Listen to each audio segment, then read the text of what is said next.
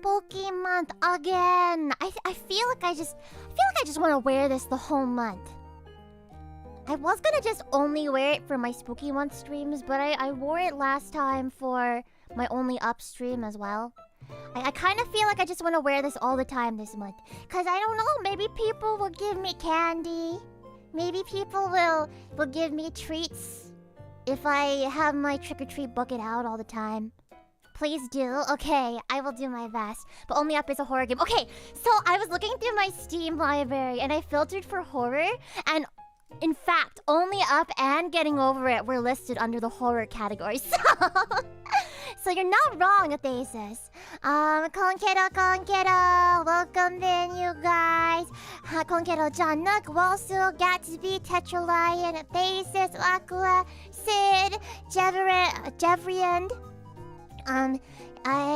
Hidenan, Kirishima, Hammer Chuckery, Isaac, Riot, Oreos, Rare Socks, welcome in, Konkero, Magnus Mirage, Cecil Potato, Flamdring, Karma, welcome in, Oro, Nono Man, Vildor, Snake Eating Mouse, welcome, Plex, hi Plex, Konkero, Riot, Sid, Kilolo, Jojo, welcome in, Kisame. Thank you guys for the treats. Oh my gosh, Aqua, Hidden Nan, thank you for the treats. Thank you for the treats. Ethasis, thank you. You know, hi, Konkero. Shepherd, welcome in. Zero Blade, welcome back in. Yonzu Nana. Coltane, welcome. Xenomorphica. John, thank you for being a Wota-drop for 4 months. Gotta love creepypastas as well as SCPs. How did the family meeting go at Endgame Pikmin? Yes, thank you guys for being so patient with me. There was an unexpected visit from family on Sunday. Guess what? They got into a car accident on the way back. On the way back from my place, they got into a car accident. Luckily, nobody was hurt.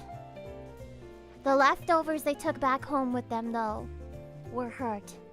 Yeah, so that was pretty wild. And that's why I ended up not doing that Twitter space that night. Whoops. Yeah, they're fine, luckily. They're fine, thank goodness. Thank goodness. It was a minor accident. You know, how are you? Well, yeah, today is gonna be a creepy. I was gonna say creepy crappy, but it's not gonna be crappy. It's gonna be a creepy day. creepy day. We're gonna be looking at. Oh, Sid, thank you for the treat as well. I love treats. No tricks for this, Froggy. You may trick Eru, but not me. Not me. No, or else you'll have to answer to the trick police. The trick police. And then you're gonna have to say sorry. Some of you guys shared with me some of your favorite copypastas in comments on Twitter. And so I will be reading some of those, as well as some of the top-ranked creepypastas of all time. And just some that I'm interested in as well. Who would trick a frog? Oh, there are people. Snakes. Not snake-eating mouse. Snake is one of the good ones. But snakes eat frogs? Wish granted. You heard Ami. Trick Edu. I will... Word of warning, though. If you trick her, she may trick you back 10 times over. Yeah, frog aunties out there. Yeah. Frog aunties and uncles. Sometimes vultures eat frogs. Vultures? You know, birds of prey are terrifying. They really are. Did I tell you guys? Did I ever tell you the tragic story of Golden the chicken from my childhood? Did I ever tell you that story? It's always the uncles playing tricks. Oh, one of my uncles when I was little would scare me and make me scream and cry all the time because he knew how to flip his eyelids up. Do you know what I'm talking about? He could flip his eyelids, and it was terrifying. And my family in general liked spooking me when I was little by like holding me over railings and saying they were gonna drop me or chasing me around the house in the dark. It was really scary. Okay, so this is not a horror story, but it is a tragedy. Yeah, this is the story of Golden the chicken. Yeah, right, you know? It's terrifying! Body horror stuff, that's still what I'm most scared of. It's always a weird specific trick. Yeah! Always with the weird uncles. I have more weird things to say about that uncle too, but I will save those stories for perhaps another time. So you can flip your eyelids. Would not recommend doing it for long periods of time. Yeah, I feel like that would dry your eyes out, probably. Your friend's dad scared us at a sleepover by dressing as a clown and standing outside the window. Was this for Halloween or was it just like... was it just spur of the moment for fun? I wonder. If you could wear any costume you like, which one would you wear on Halloween? Oh, no, thank you for being a frog champ for 3 months. Big love to you. If you could wear any costume. Well... almost every year I cosplay as Lee at conventions. Anime conventions. So I would probably... well...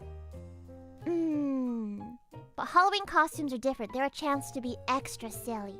I think I would like a super silly Halloween costume. Like... I think it would be fun to be a Pikmin. For Halloween? I think it would also be fun to, be like a Moogle from Final Fantasy. It'd be fun to be a Moogle. Or to be like the Yippee creature. The Yippee creature. I could be like, we could be like a Dragon Dance version of the Yippee creature, you know, like one person is the butt and one person's the head, you know? Yeah, I would love to be a Pikmin for Halloween. So that's a fun question. Oh yeah, back to my story of this is the tale of Golden the chicken. Why not Klee best girl? Oh, I love Klee.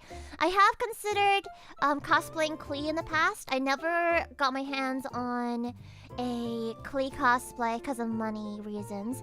But you know what? Fairly recently, as in like in the past year, I did get my hands on a Nahida cosplay from Genshin. Yeah, so maybe I'll cosplay Nahida one day. I haven't had a chance to wear it yet though. Expecting to see some Pikmin work as we get closer to Halloween. Mayhaps. But yeah, this is the story of Golden the chicken. When I was in middle school, I think one of my little sister frogs, her best friend, we would drive home after school every day. So we would, because they went to the same school. My little sister's best friend and her went to the same elementary school. And we would drive her home and drop her off every day. Because, you know, that's just what, you know, families do for family friends. So this friend of my sister's had a pet chicken. And it was a very, very intelligent and very small chicken. This chicken was an adult by the time I got to know her, and her name was Golden, and she was fully sized already, but she was kind of a miniature chicken. So like for a hen, she was small. I don't know what her breed was, but she was small. She was very smart.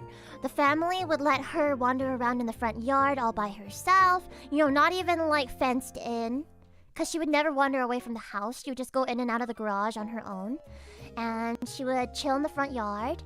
And she was so smart that whenever we would drop that friend off at her house, the chicken would run up to the car and wait for that friend to get out of the car and then hop on her arm. Like she would perch on her arm like a little like owl. She was like freaking like Hedwig from Harry Potter. Did she lay golden eggs? She did lay eggs actually, like small itty bitty eggs. And everybody loved her. She was such a smart chicken. At some point, I don't remember how long, maybe like several months into having her, one of the neighbors complained to the HOA. Bad guys are always the HOA. One of the neighbors complained to the HOA about them owning a chicken because the chickens technically, like livestock, were not allowed in that neighborhood. That chicken wasn't doing nothing to nobody. That chicken was just minding her own business. But they reported it to the HOA, so the HOA demanded that the family get rid of the chicken. My family, because of money reasons, we lived like an hour away in the countryside, but we would still like commute to that school so that we could keep like going to the same school as our friends and stuff. But we ended up having to move away in with my grandparents to the countryside. So we had land for chickens. We had land where my grandma and grandpa Frog used to like raise chickens when I was little. And so we were like, oh, we can take Golden in. We can take Golden in. And so we were gonna adopt Golden. You can see where this is going. We never got to bring Golden back to our house. So Golden was fine all the time. As I said, she was always okay just wandering the front yard by herself. She was always fine. Never got in the way of cars or animals. In fact, the dogs that lived on that street and the cats and stuff would get along with Golden pretty well. They would just like kind of be around each other and mind their own business. The one day that we were going to finally pick up Golden, save her, and bring her back home to my grandparents' place. It was raining that day. Very fittingly, it was raining that day. Or rather, it was about to rain that day. And we pulled up to her garage, and unlike other days, Golden wasn't waiting for our friend to get out of the car. She didn't run up to the car and perch on our friend's arm. We were like, where is Golden? As we were getting out of the car, we saw a body at the base of the tree in my friend's yard. On top of it was a giant hawk! Big bird of prey! And Golden's head was just gone! Head was no more! It was only the body, no head. And the hawk was pecking at it. And our friend jumps out of the car, runs up to it, and starts screaming and crying and shoos the bird away. And she's like, Golden! And all of us ran up to Golden, and we were all crying, and then her big brother came out of the house, and he started crying too, which was incredibly uncharacteristic of him. We were all standing there crying, and my mom was like, And then my friend's grandma, typical Filipino grandma, came out with a trash bag and put Golden's body in it and threw it away. But it started raining in that moment. It started raining, and I had never seen that friend cry so hard in my entire life. Did they try to sew the head back? No, the head was gone. There was no head. It must have been swallowed whole by the hawk. And yeah, the whole irony of it was that was the one day where Golden would have had a forever home. Yeah, the sky was crying for Golden that day. I think Golden is in the chicken coop in the sky now, living a happy life. Not even a burial. Yeah! Typical Filipino grandma indeed, right? Not even a burial. I can laugh about it now, but it was really freaking sad. It was really, really sad. Yeah.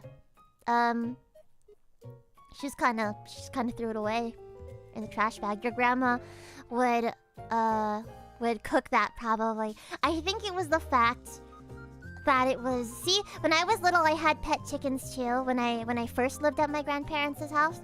And then I would always wonder where they went. And I wouldn't even question the fact that we were eating chicken. But like... I think it was the fact that it was eaten by a bird of prey. That probably wasn't sanitary anymore. And she was a very small chicken. But I think about that. I think about that moment a lot. And I hope that Golden is somewhere happy in the coop in the sky. She went from golden to silver like that. She really did. She really did, for real, for real. I just want to call back to the First time we interacted. What? Something these nuts? Huh? Oh, I just remember all the D's nuts jokes you make all the time. Delicious gold chicken. Not delicious! No! No! Golden had a heart of gold. She was so smart. Oh my gosh, yeah, I'm so sorry, Rare Socks. I am so sorry. Sounds like the plot to a novella, right? Right? But yeah, rest in peace, Golden. You have been missed for years. You have been missed for years. Anyway, that's my Golden story. Yeah. I miss Golden a lot, but I'm sure my friend does even more. I wonder if that friend is tuning into the stream, either live or via a VOD. Cause sometimes she does that. And I wonder if I have triggered a traumatizing memory for her. If that's the case, I'm sorry! Aqua making a clip out of this for sure. Oh, I saw Aqua's clip this morning of Sleepy Ami Ami. I'm not like other girls, I don't sleep. I've been trying to catch up on sleep recently, but it's kind of screwed up. I think today I got up at like 1 p.m. or something. It was pretty bad. I gotta fix my sleep. I really gotta fix my sleep. Well, yeah. Today is gonna be a little spooky. I wanted to ask you guys.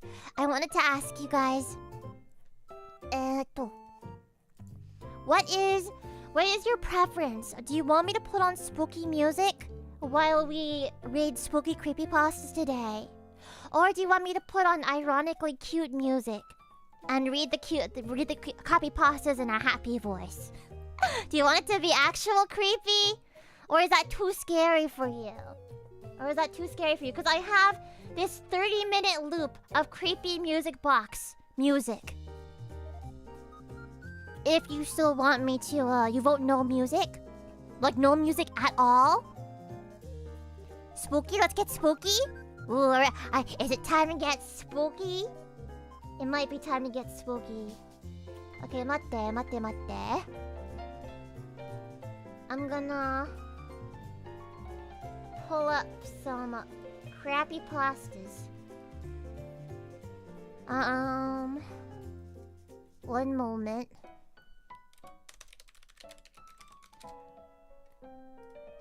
Let me just...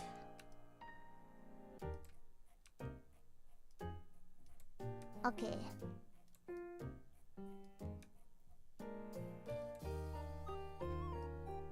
Okay, we're gonna probably use spooky music then. Ohayo, Humberto, Konkero. Ah, thank you, Zero. Esker, thank you for being a frog champ for 3 months. Big love to you. I will hold your guys' hand. We're gonna get through this together. Oi.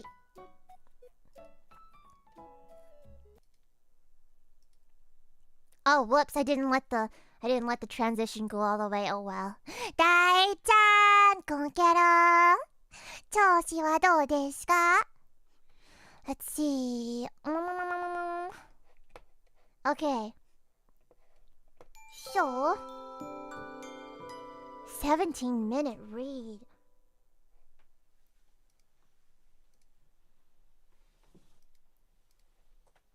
There is one.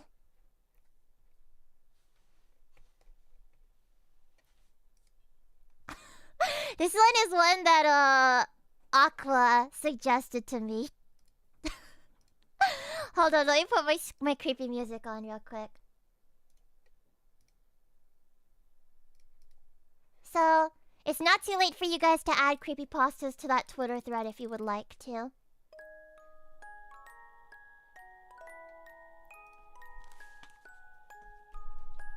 Okay, and then you guys can let me know if the music is ever too loud, alright? Okay, it's gonna be a little bit of a spooky stream today. Escort, thank you for the 5 memberships. I appreciate it. Please make sure to say thank you to Asker if you got gifted a membership. We're starting a new anime this Thursday for our weekly watch party, so look forward to it. Also, thank you, Millie, for the creepypasta submission. What is this? Here's a creepypasta. Once upon a time, there was a streamer who had a scheduled stream, but when the time came, their internet was unreliable. Spooky. So spooky. Oh my gosh. It's spooky. Honestly, some of the spookiest stories are the ones that could really happen to you in real life. You lost your membership. It says you still have it to me. You're still green on my screen. Yeah, no way. Oh, I almost wet my pants from that one. That was spooky. Spooky. Okay, here we go. Is the volume okay? Alright. Ahem. Game Boy Advance SP Blue Edition. It all started 53 years ago, back when I was a fully grown little boy. One day, while I was jumping through the street, I happened upon a large vehicle which clobbered me violently into a nearby window. Oh God. After getting my bearings, I looked up to see a young boy with a Game Boy Advance SP Blue Edition in his tiny little hands. Hi, Ko. Welcome in. How was your stream, Ko? I love you, Ko. We are reading extremely spooky creepypastas today. Extremely spooky. And what did you guys do? I hope you had a good one. Everybody, please go support Ko. She's my gen mate. I love her so much, and she is your electric android. It's electric. I'm doing the electric slide right now. Oh, so spooky. Oh, Game Boy Advance SP. So this guy got clobbered by a truck, and then he got up immediately and saw a kid with a Game Boy Advance SP Blue Edition in his hand. Oh, what happened? I had always dreamed of owning a Game Boy Advance SP Blue Edition, but my family could barely even afford gold. He looked up at me with those big vibrating eyes. Why are his eyes vibrating? You also own a GBA SP. Oh, get away from me. That's so spooky. Hidden Nin, thank you for the 5 gifted memberships. Big love to you. And everybody, please give lots and lots of love to Hidden Nin. Please say thank you to Hidden Nin if you got gifted memberships. And Ethasis, thank you as well for the 5 gifted memberships. Please say thank you to Ethasis if you got gifted memberships. You too remember wanting a Game Boy in the 1960s. Oh yeah, especially the SP Blue Edition, right? Oh yeah. Let's see. He looked up at me with those big vibrating eyes. His 2 lower teeth quivered in confusion. Mama, he said softly. This was my chance. I ran at him, screaming and stomping my feet, scrambling his brain in sheer confusion. I shoved him as hard as I could and grabbed his Game Boy Advance SP Blue Edition, and I ran out the door. Wait, why is he in the house all of a sudden? I leaped back down the street towards my home. I pulled open the door by its big, smelly handle, and I let myself in quietly. I snuck past my many parents and shut myself into my room. Parent A, B, C, D, E. I had finally made it. Finally, a Game Boy Advance SP to call my own. I will have to keep it hidden from my family. I shouldn't ever allow them to know. I took the Game Boy SP in my small, beautiful hands and proceeded to slide the switch to on mode. I will never forget that wonderful sound it made the first time I turned it on. Click. And that wonderful Nintendo logo splashed my screen in sheer delight. Bring! I blew out my candle. And I pulled my curtain shut tight. I wanted absolutely nothing to get in the way of my first Game Boy Advance SP Blue Edition experience. Suddenly, a small man appeared on screen. Shortly after, the word Mario started flashing behind him. I assumed this man is the man known as Mario. I had seen adverts showing him on television. The title of the screen slowly lowered itself in from the top of the screen. Oh my gosh, this song is a little bit intrusive, but whatever. Super Mario and the Legend of the Stolen Game Boy Advance SP Blue Edition? Beggars can't be choosers, I thought to myself, however, and I pressed the start button with my finger. A vast landscape with clouds, bushes, and bricks appeared before my very eye, and there he was, the familiar Mario man I had grown to enjoy. I pushed left on the left button. Mario dashed to the left. Dust between his silly brown shoes filled the air, amazed by his speed. I quickly pushed right to test his turning abilities. I was not disappointed as Mario changed direction in a matter of seconds. I learned the other button functions as I played. B allowed Mario to dash at high speeds similar to my own. A allowed him to leap so high in the sky that I screamed in fear. Perhaps, maybe that he wouldn't come down. Yet he always did, which engaged me in the game world even further. I quickly grasped the concepts of jumping large gaps, avoiding enemies, and climbing a big flagpole at the end of each level. So big. I got to the 4th level without much problems. I looked into a nearby mirror and smiled at myself with one eyebrow raised. Oh yes, the DreamWorks smile, and I said loudly, "Does this game think I am not good? I can handle anything it throws my way."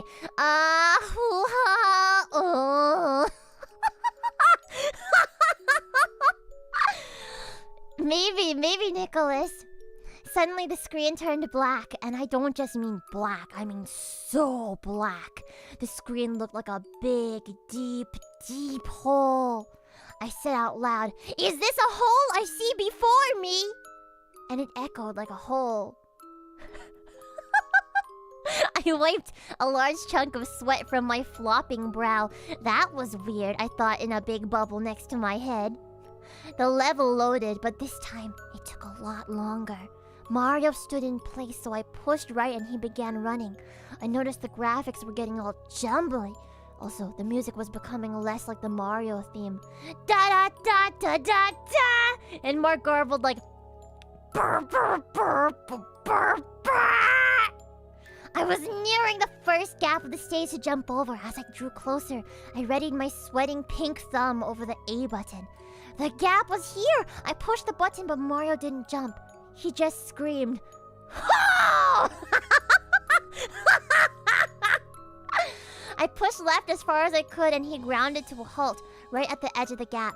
I pushed A frantically and repeatedly to make him jump, but he just screamed and screamed. Oh! The camera zoomed in on my face as I pummeled that A button.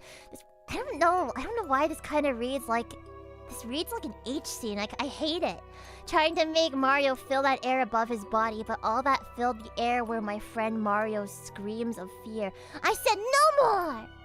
I pulled the cartridge from the Game Boy Advance SP and I threw it out my window. It landed in some mud outside and I laughed and I closed my window. I turned around and I saw that the cartridge was back in my Game Boy. Mud oozed from its cartridge slot. I gasped and I said to myself, "No! It cannot be!" The Game Boy turned itself back on. Mario's face appeared with hyper-realistic skin pores and bloody chapped lips. Oh, gross.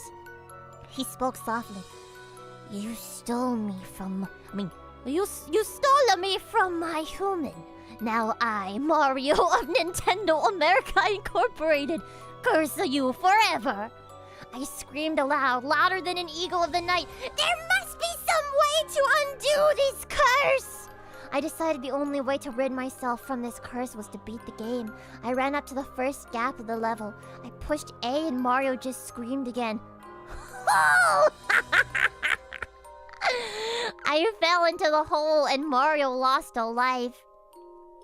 Yeah, I figured it was a parody from the start.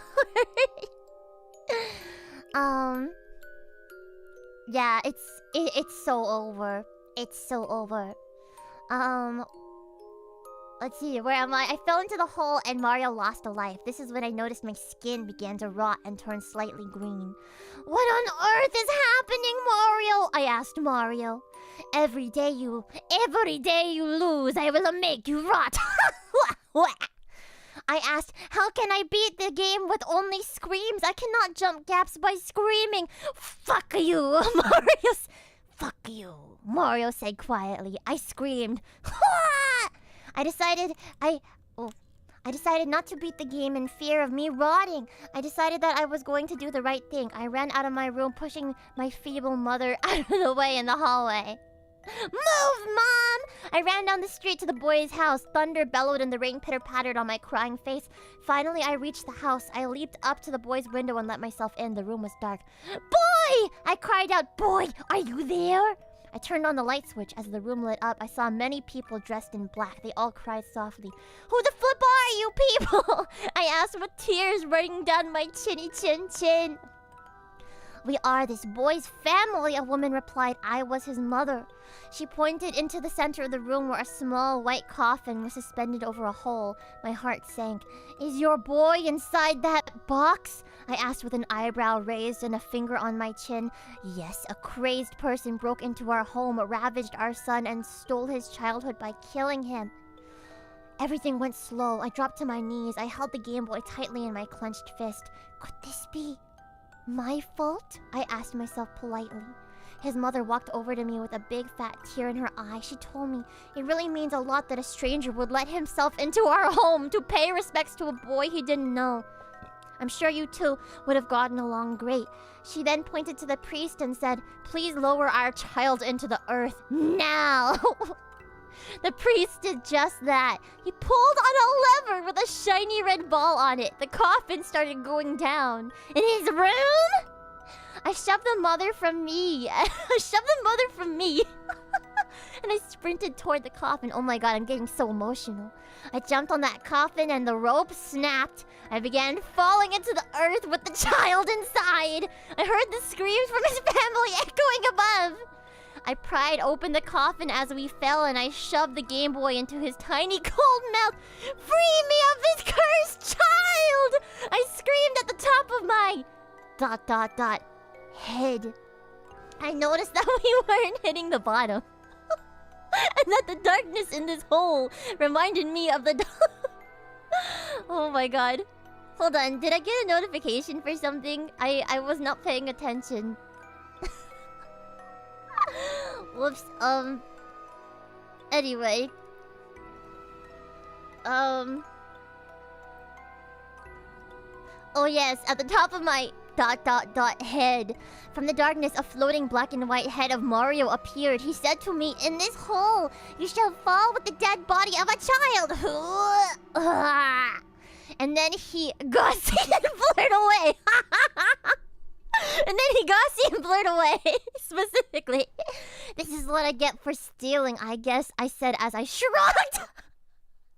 Suddenly, Mario appeared again. He said, wow, it sounds like you learned your lesson. You now be free. Bye. He clicked his mustache. What? And I was back in my room. I looked over on my bed and the Game Boy Advance SP Blue Edition was gone. My mother opened the door and said, my son, my beautiful son, I make you eggs on toast. And she threw it on my bed and left with a smile on her face. I realized maybe stealing not okay. I looked to the sky and I said, thank you, Mario inside Game Boy. Everything would be alright, and though the child remained permanently dead, his mother could always play his Game Boy Advance SP Blue Edition to remember him by. Thanks to me. So if he's still a murderer, he learned his lesson that maybe stealing not okay. Every day I remember that being Maguka was suffering. God, I hate when this happens. Don't you guys hate when this happens? Oh. Yeah, so this one just sent chills down my spine. Oh, it was absolutely spine chilling. Did you see it?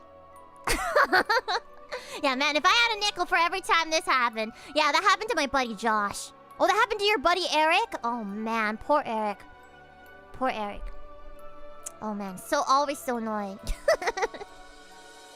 Yeah, this is real Halloween spooks right here. How dare you, Aqua? How dare you suggest this to me? On my family-friendly, wholesome stream. How dare you suggest something so incredibly spooky? Thank you for the gifted membership. Kyuraga! Welcome to Vlog Champs for 2 months. Mwah. Thank you. So, Ami, would you sell your soul to become a magical girl? Well, depends what the conditions are. Depends. I wonder if making a contract with Cubase is much like making a contract with Shogun. I do wonder. Can we give recommendations? Yes, you may. You may give recommendations, but first, there are 1, 2, 3, 4, 5, 6 recommendations that people already made on Twitter for to me. I mean, I won't be able to sleep tonight because of this. That's okay. We can stay up to ungodly hours of the night together. What is the freaking icon for our copy pasta? Is that Yandere Dev? That's terrifying. That is the spookiest thing on this entire page. Oh, that is just, oh, I am disgusted. I am traumatized forever. I'm scrolling down. That's horrifying. So after all that, I have this Game Boy Advance SP Blue Edition. Would you like it, Ami? You know, maybe stealing not okay. It's fine. Keep it for yourself. Ami doesn't sleep. What do you mean? You right. I'm not like other girls. I don't sleep. I know Yandere Dev jump scare. Terrible. I can't believe that was there. Cannot believe it. Anyway, thank you for the suggestion, Akko. You're scared. A little came out. Oh no! Here's a tissue. Here's a tissue to wipe it up a little bit. I know. Every now and then a little comes out. That's fine. That's fine. Here. I'll get you something to wipe that with.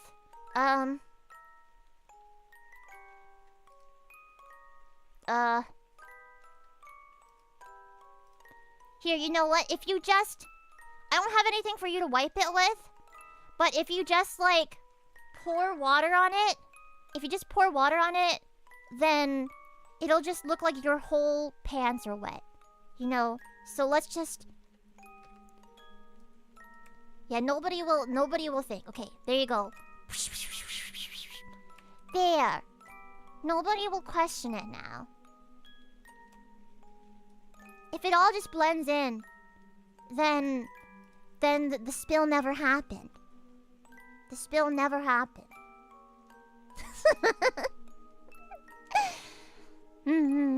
It's not stealing, it's just borrowing unknowingly. Unknowingly, right.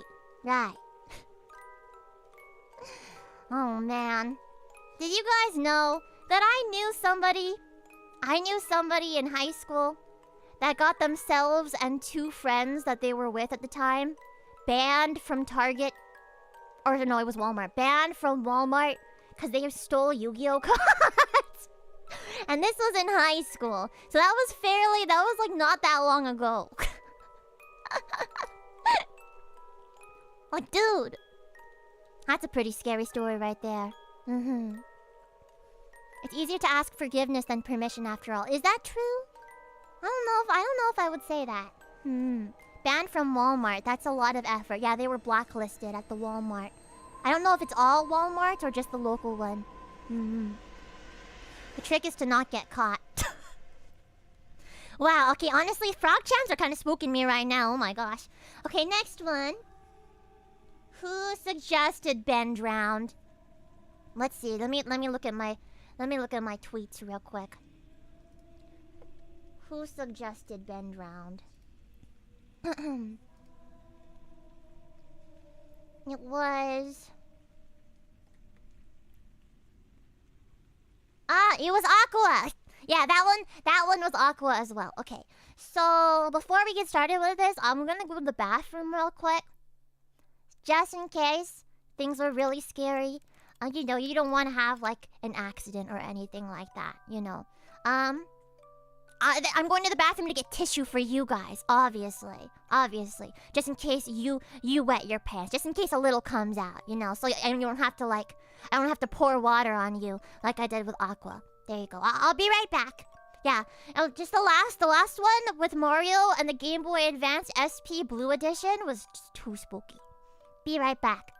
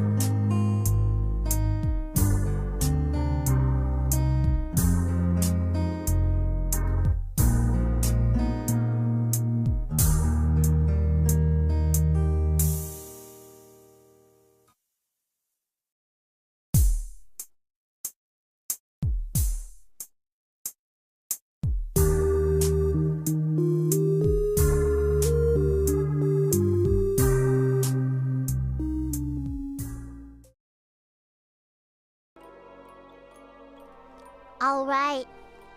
I'm back and I brought tissue for you. Just in case we have wee accidents. Just a wee accident. You know, a wee accident. Alright, so this one was suggested by Aqua.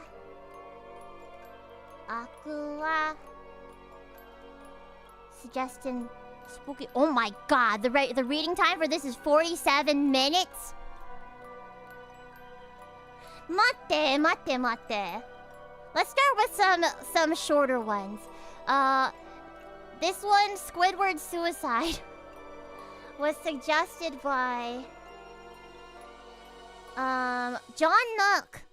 John Nook suggested this one. I don't believe. I don't have faith that a creepypasta about SpongeBob can be scary. I don't think this can be scary. Yeah, I'm gonna probably speed read the Bend Round one. Or just like check it out with you guys. You know.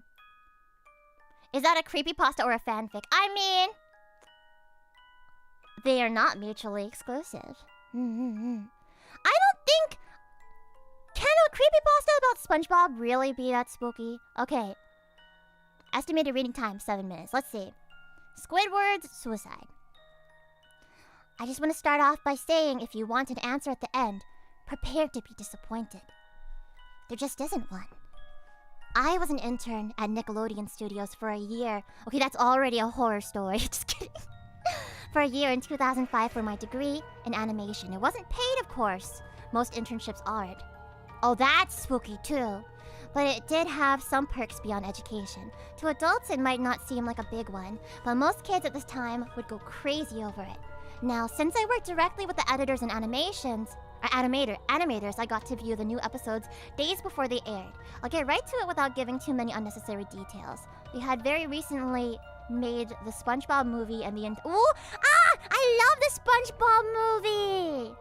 I'm a goofy goober. Are you a goofy goober? Yeah, unpaid internships. Corporations. Oh god, so terrifying. You feel like it's a classic, but not in a good way. Let's see.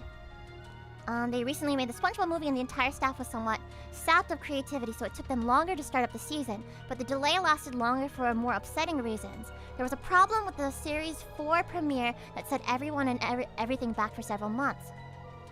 Me and 2 other interns were in the editing room along with the lead animators and sound editors for the final cut.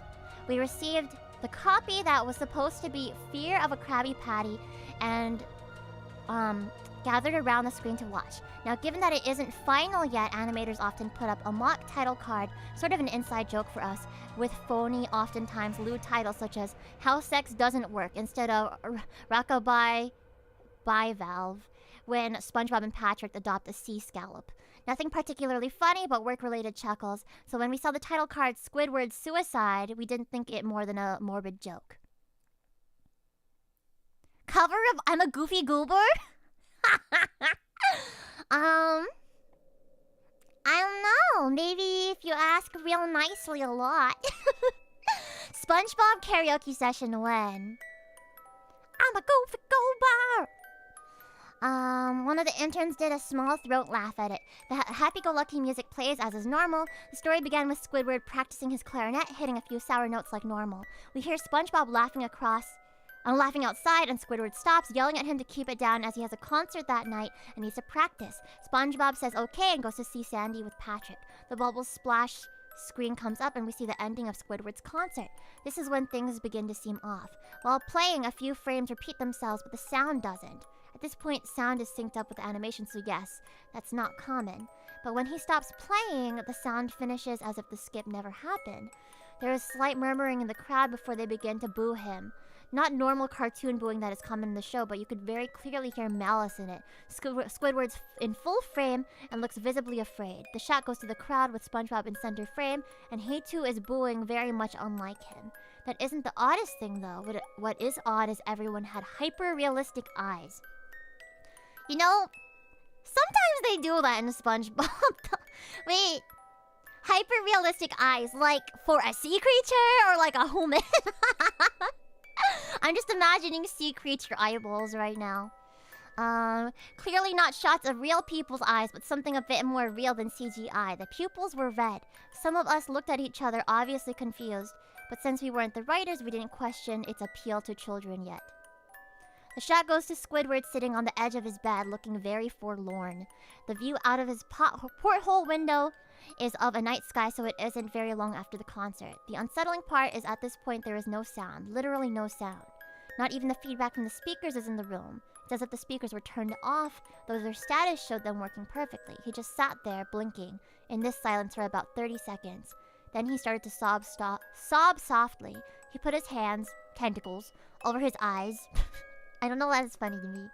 Parentheses, tentacles, over his eyes, and cried quietly for a full minute more. All the while, a sound in the background very slowly growing from nothing to barely audible. It sounded like a slight breeze through a forest. Ami with hyper-realistic red eyes. Oh my gosh. Hyper-realistic Ami would be so frightening. Would she though? I guess if you're the kind of person who is scared of real women, then I guess. But I think Ami Ami is real cute. Eru though, hyper-realistic Eru. That would be interesting. It's just a frog head. The screen slowly begins to zoom in on his face. By slow, I mean it's only noticeable if you look at the shots 10 seconds apart, side by side.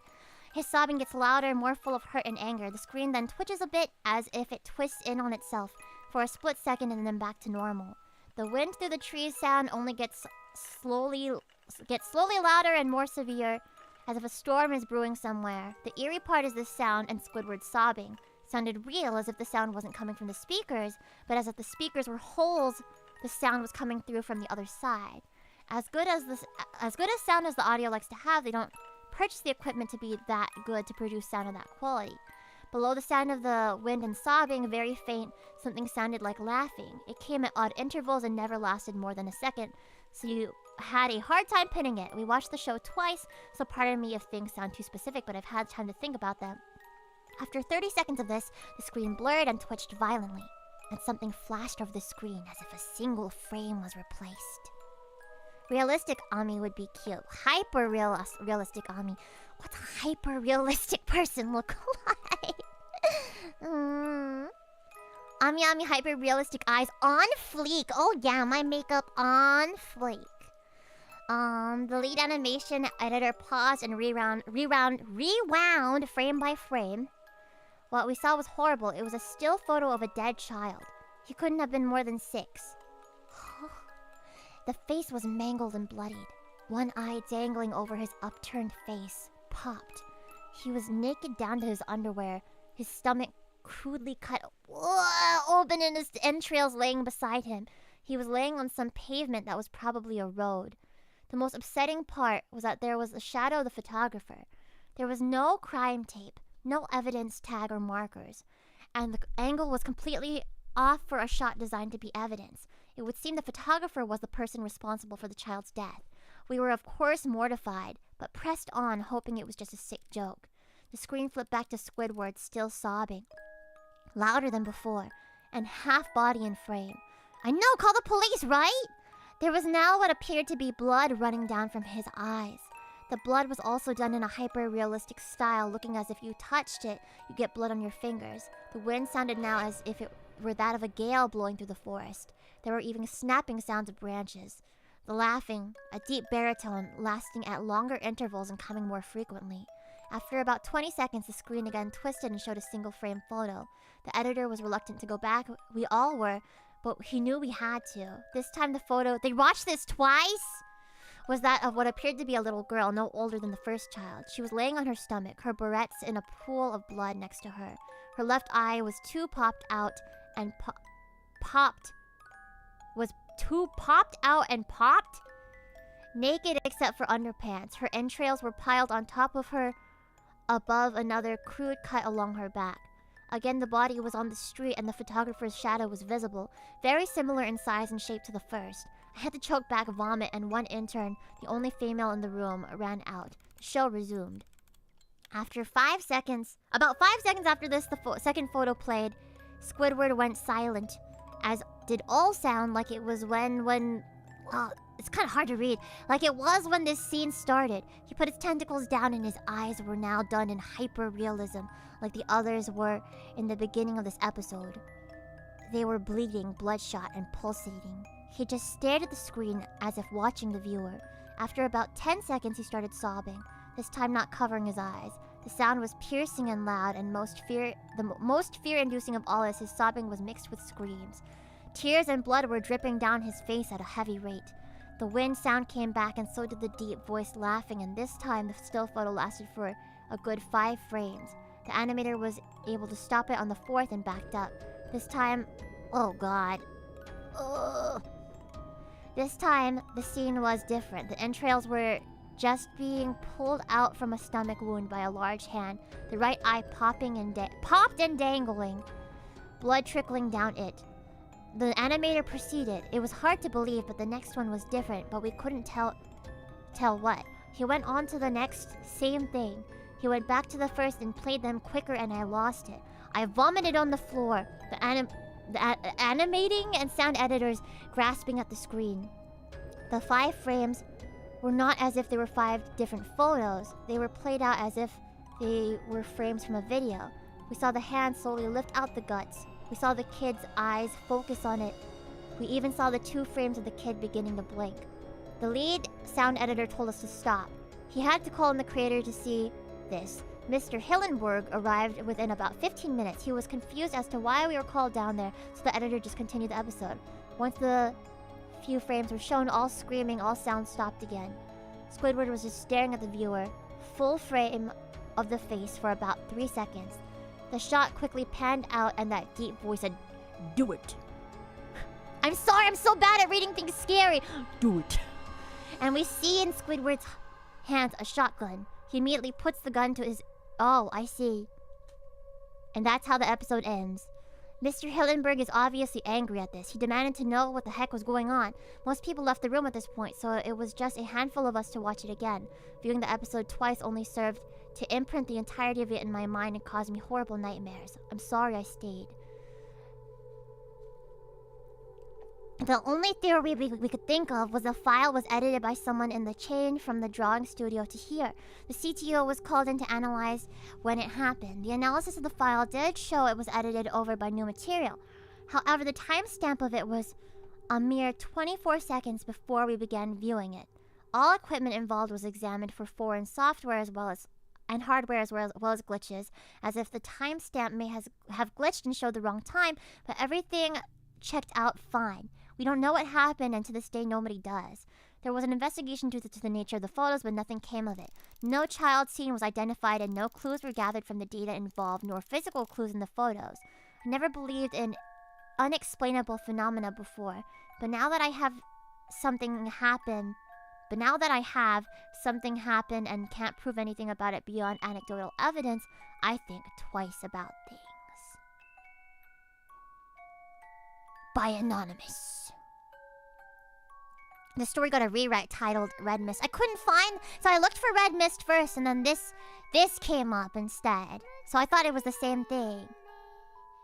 Oh god, I don't like the music. Oh, the music is scaring me more than the Creepypastas. Stop! Oh, I don't like it. Oh, I don't like it. I don't like the music. Oh. Okay, I'm just gonna talk over it. It's actually a fan-made version of this creepypasta without the gore, of course, but it's still unsettling. I see. Just got here and I thought the music was the stream. It is the stream music. But I put it on myself, but it's creepy because there's a voice. Who are you?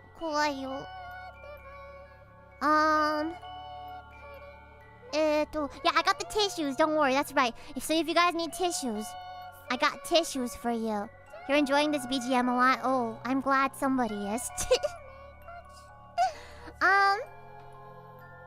So I mean, this definitely was disgusting. Yeah, creepy BGM is very powerful. Okay, I think it's making me more scared than I should be. Yeah, you can really see the story's age, right? It kind of doesn't hold up. I wonder when it was written. Wow, 2010? I was just a baby! What? No wonder I didn't hear about it until now. But, yeah. This was, not an actual baby, but a child. Oh god, the music just stopped. Okay, there you go. Oh. It was gory and gross.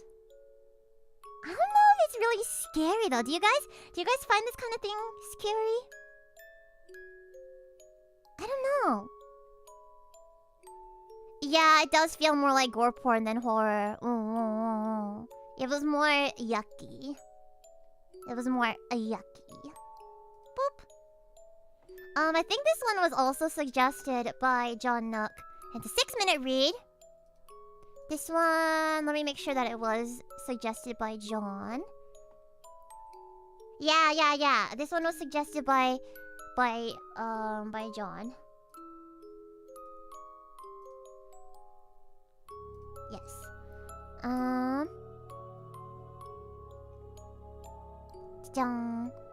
It's called suicidemouse.avi. Scary if you're 12, I guess. I mean, I'm sure there are creepypastas out there that actually are creepy and are pasta for adults. You know? Yeah, I was there when it was first released. Nasty stuff. Oh, I see. Oh, Ethasis gotta drive. Drive safe. I'll see you in a little bit, okay? This is another scary one if you're 12. I am bigger than 12. Oh, it's about Mickey Mouse. I see. Wow, all of these ones that are about cartoon characters. Let's see. Oh, wait, what if I read this in a Mickey Mouse voice? Wanna hi there, wanna come to my clubhouse? So, do any of you remember those Mickey Mouse cartoons from the 1930s? The ones that were just put out on a DVD a few years ago? A few years ago. When was this made? 2010. More than a few years ago? Cause y'all are old now. Well, I hear there is one that was unreleased to even the most avid classic Disney fans. Oh! Collector's edition. Oh boy. According to sources, it's nothing special. It's just a continuous loop, like Flintstones, of Mickey walking past 6 buildings that goes on for 2 or 3 minutes before fading out. Unlike the cutesy tunes put in though, the song on this cartoon was not a song at all. Just a constant banging on a piano for 1.5 minutes. How annoying! Before going to white noise for the remainder of the film. Yeah, he got it from sources. Source was the source was trust me. It wasn't the jolly old Mickey we've come to love either. Mickey wasn't dancing, not even smiling, just kind of walking, as if you or I were walking, with a normal facial expression, but for some reason his head tilted side to side as he kept this dismal look. Up until a year or two ago, everyone believed, more than a year or two ago, cause y'all are old, everyone believed that after it cut to black, that was it. When Leonard Maltin, who was reviewing the cartoon to be put in the complete series, he decided it was too junk to be on the DVD, but wanted to have a digital copy due to the fact that it was a creation of Walt. When he had a digitized version up on his computer to look at the file, he noticed something. Is it accurate? Okay, I will say, I have practiced my Mickey impression more lately because of the Mickey cover of Shinu no ga Ewa. Shinu no ga Ewa. Shinu no ga Ewa. I kind of became obsessed with it. And now I'm obsessed. Okay, I will say, this is like a mini horror story and an embarrassing admission. But you guys know I'm a big Fujikaze fan. He is my #1 favorite musician of all time, and also my potential husband. However, the way that I got into him was because of the stupid Mickey Mouse cover of his song Shinu no ga Ewa. Of all the things that actually got me to listen to his music avidly, it was the stupid Mickey Mouse cover that I found on YouTube of Shinu no ga Ewa. Thank you, guy who does a spot-on impression of Mickey Mouse. Thank you for getting me into Fujikaze. Thank you. Don't worry, I said potential husband. And that's the part that's the horror story. Thinking of a time when Ami Ami is ever not an idol. You know? You should do one too, mating call. Shinu no ga Ewa. I'd rather die. Shinu no ga Ewa. Come to my clubhouse, huh?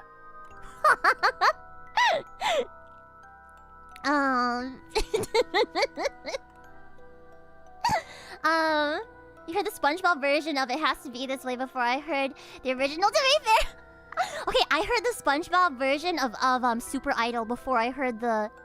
Hold on. Before I heard the original. Wait a second, hold on. We're gonna pause right now. We're gonna erase your mind of that entire Squidward copypasta that we just read. So I can show you. The frickin' SpongeBob version of Super Idol. SpongeBob Super Idol. And it's in the original Chinese too. Hold on. Super Idol 的上网，都买你的台，把有什么内容我都买你谣言。3IE bilingual 丢到你的 DJ 中的三无数位。你不知道你有多可爱，你到后微笑笑地再站起来。I know, why is it so good? 都不轻言失败，给满全的是说 easy boost 动感改很安心。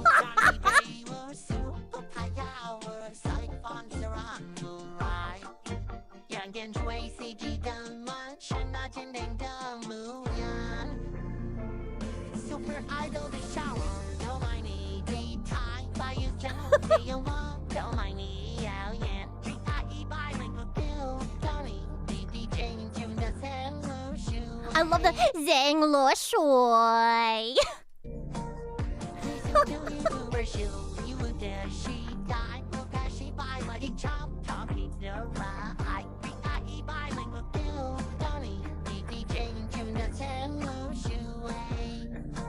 水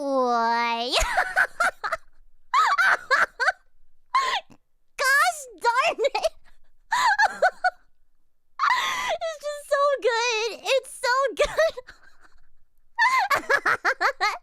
Ami, do you think you can be as good of an idol as SpongeBob? No, nobody. SpongeBob is the super idol of all time. My goal, when I say I want to be the world's #1 idol, I mean like other than SpongeBob. Zhang Luo Shui. He's so good. I know that's a really, really high bar. That's a super high bar.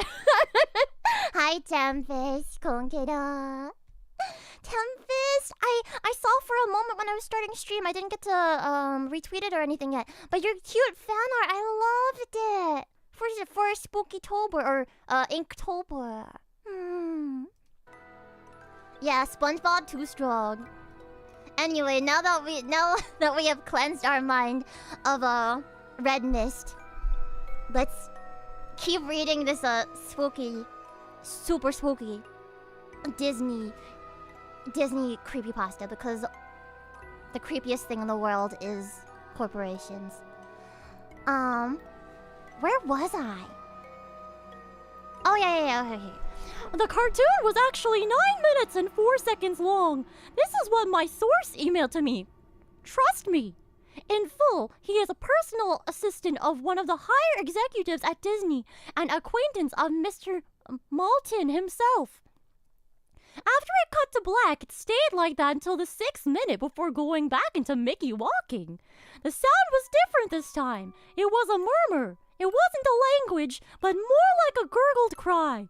As this noise got more indistinguishable and loud over the next minute, the picture began to get weird. The sidewalk started to go in directions that seemed impossible based on the physics of Mickey walking, and the dismal face of the mouse was slowly curling into a smirk. On the 7th minute, the murmur turned into a blood-curdling scream! The kind of scream painful to hear, and the picture was getting more obscure. Colors were happening that shouldn't have been possible at the time. Mickey's face began to fall apart. His eyes rolled on the bottom of his chin, like 2 marbles in a fishbowl, or like ball sacks, and his curled smile was pointing upward on the left side of his face.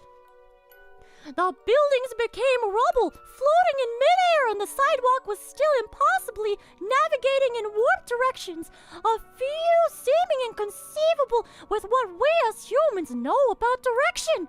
Mr. Maltin got disturbed and left the room, sending an employee to finish the video and take notes of everything happening up until the last second, and afterward immediately store the disc of the cartoon into the vault. This distorted screaming lasted until 8 minutes and a few seconds in, and then it abruptly cuts to the Mickey Mouse face at the credits at the end of every video with what sounded like a broken music box playing in the background. This happened for about 30 seconds, and whatever was in that remaining 30 seconds, I haven't been able to get a sliver of information about. from a security guard working under me who was making rounds outside of that room. Trust me, I was told that after the last frame, the employee stumbled out of the room with pale skin saying, "Real suffering is not known," 7 times before speedily taking the... Is that a tongue twister or something? Real suffering is not known. Real suffering is not known. No, that's pretty easy. Why 7 times before speedily taking the guard's pistol and offing himself on the spot? What? The thing I could get out of Leonard, oh my god, I can't pronounce names. Leonard Maltin was that the last frame was a piece of Russian text. Oh my god, this ad is not placed. Oh my god. Targeted ads. Piece of Russian text that roughly said the sights of hell bring its viewers back in. As far as I know, no one else has seen it, but there have been dozens of attempts at getting the file on rapid share by employees inside the studios, all of whom have been promptly terminated of their jobs. Put it up on like torrenting site or something. Whether it got online or not is up for debate, but if rumors serve me right, it's online somewhere under suicidemouse.avi. If you ever find a copy of the film, I want you to never view it, and to contact me by phone immediately regardless of the time. When a Disney death... They didn't put the phone number. When a Disney death is covered up as well as this, it means this has to be something huge. Get back to me. TR. I've yet to find a copy of this, but it is out there. I know it. Wait, why is there another one? Why does it repeat? It repeats. Is that different? No, it just repeats. No, don't whisper to me. Oh my god. Oh, that freaked me out. Oh my gosh, the BGM freaked me the heck out. So, yeah, I guess this is the same kind of, not the same kind, but it's like a similar flavor of horror as the other, the Squidward one, like, whoa, secret production stuff that nobody wants to talk about. What whispering? What do you mean? What do you mean, you guys? Maybe I was talking over it. There was a whispering in the BGM. Okay, the BGMs are scarier to me than these copypastas. Or not copypastas, creepypastas. Oh, that's mouse.avi. Oh, it's different? Oh. Yeah, is it different?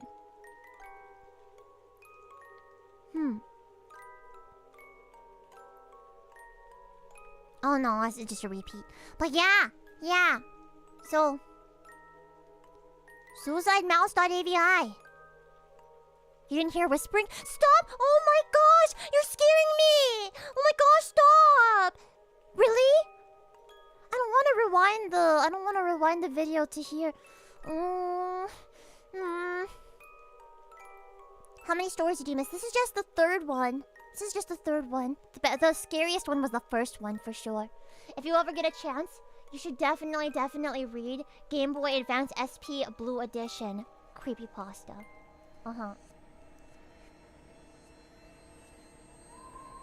Is it the whispering?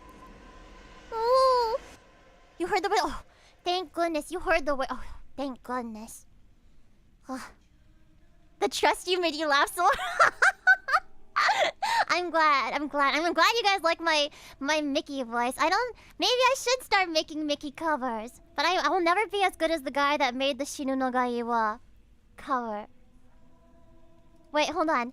Maybe I should play that one for you guys. We already listened to the SpongeBob Super Idol cover. So, Shinu no Gaiwa Mickey Mouse. Okay. Hi everybody, it's me, Mickey Mouse. That's me.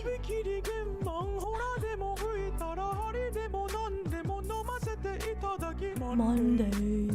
It doesn't matter If it's Sunday. That's right.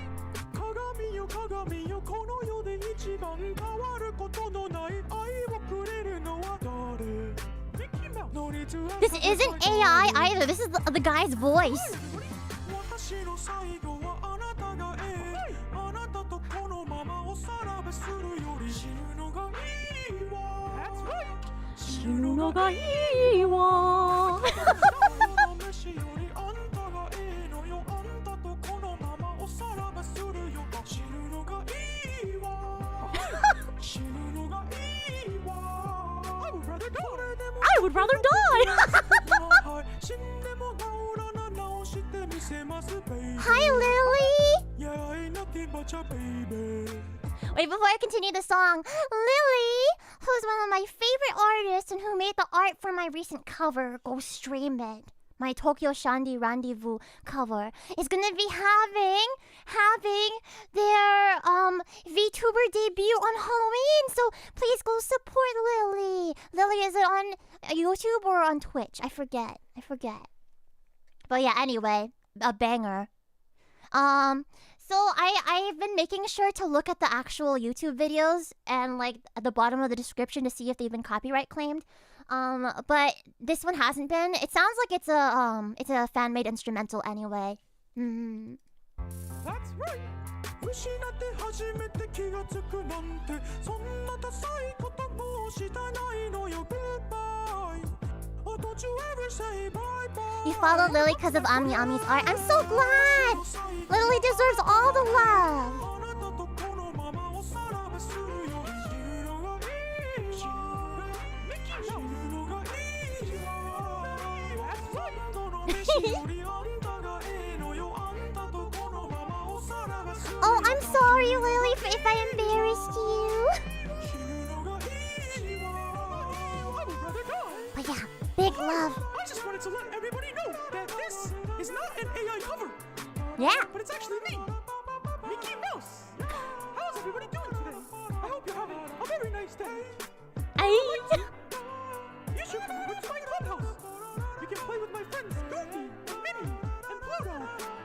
But for now, everybody say with me, I would rather die. I would rather die. Hold on, you guys need to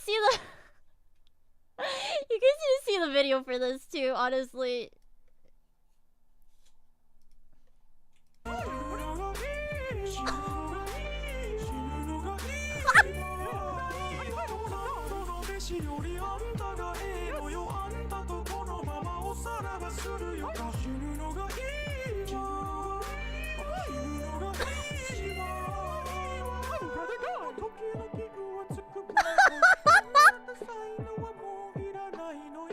Bye bye. I'll always stick with you, my baby. What was that scream at the end? Hold on.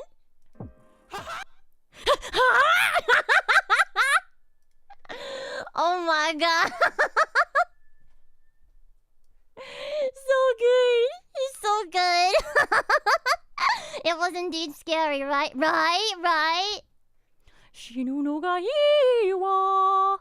死ぬのがいいわ。Yeah, that's truly the spockiest thing we've seen yet. Truly. Thanks, I hate it. You're welcome. Anytime. I'll be here all day.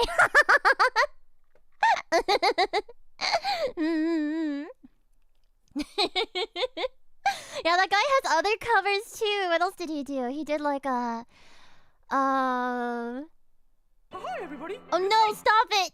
Not again. Okay, he did Slow Dancing in the Dark. He did Super Shy. He did Cruel Angel's Thesis. What else he got? He did Red Eye Circulation. Idol. He did Idol, yeah. Cupid. Good Enge. Oh, the One Piece opening? Da. さあ夢を Ami, what's going on today? Well, we're supposed to be reading creepypastas, but we've been looking at some other creepy stuff at the same time as well. Yeah, super shy. I don't think he did Chala Head Chala, but he should. Shala! Hey, shala!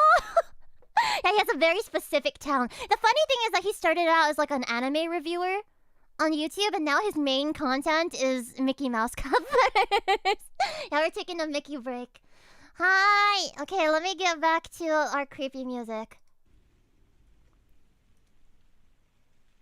Okay.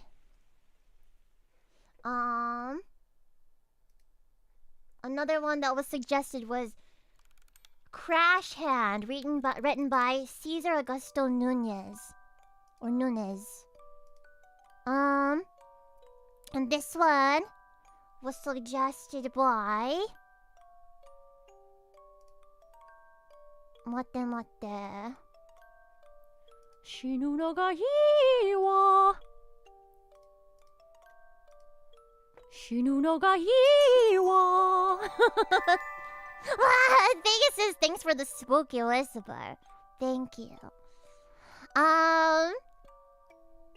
This one was suggested by Kirishima. Kirishima. Thank you so much, Kirishima-san, for the suggestion. Okay. Hi. Crash Hand. Maybe this one will be spooky. Now you can't get the voice out of your head. Now we are both suffering together. Guys, it's the anime reviewer to Mickey Mouse coverist pipeline. Hire him for your kid's birthday party. I'm gonna hire him for my birthday party, excuse me. I will say though, one of my happy memory from Ami Ami's childhood was one time I got a happy birthday phone call from Elmo. When I think about it, it was probably my godmom putting on a voice. But she did like a really, really good Elmo impression, and I got a call from Elmo and I was so shy. And they were like, "Happy birthday, Ami!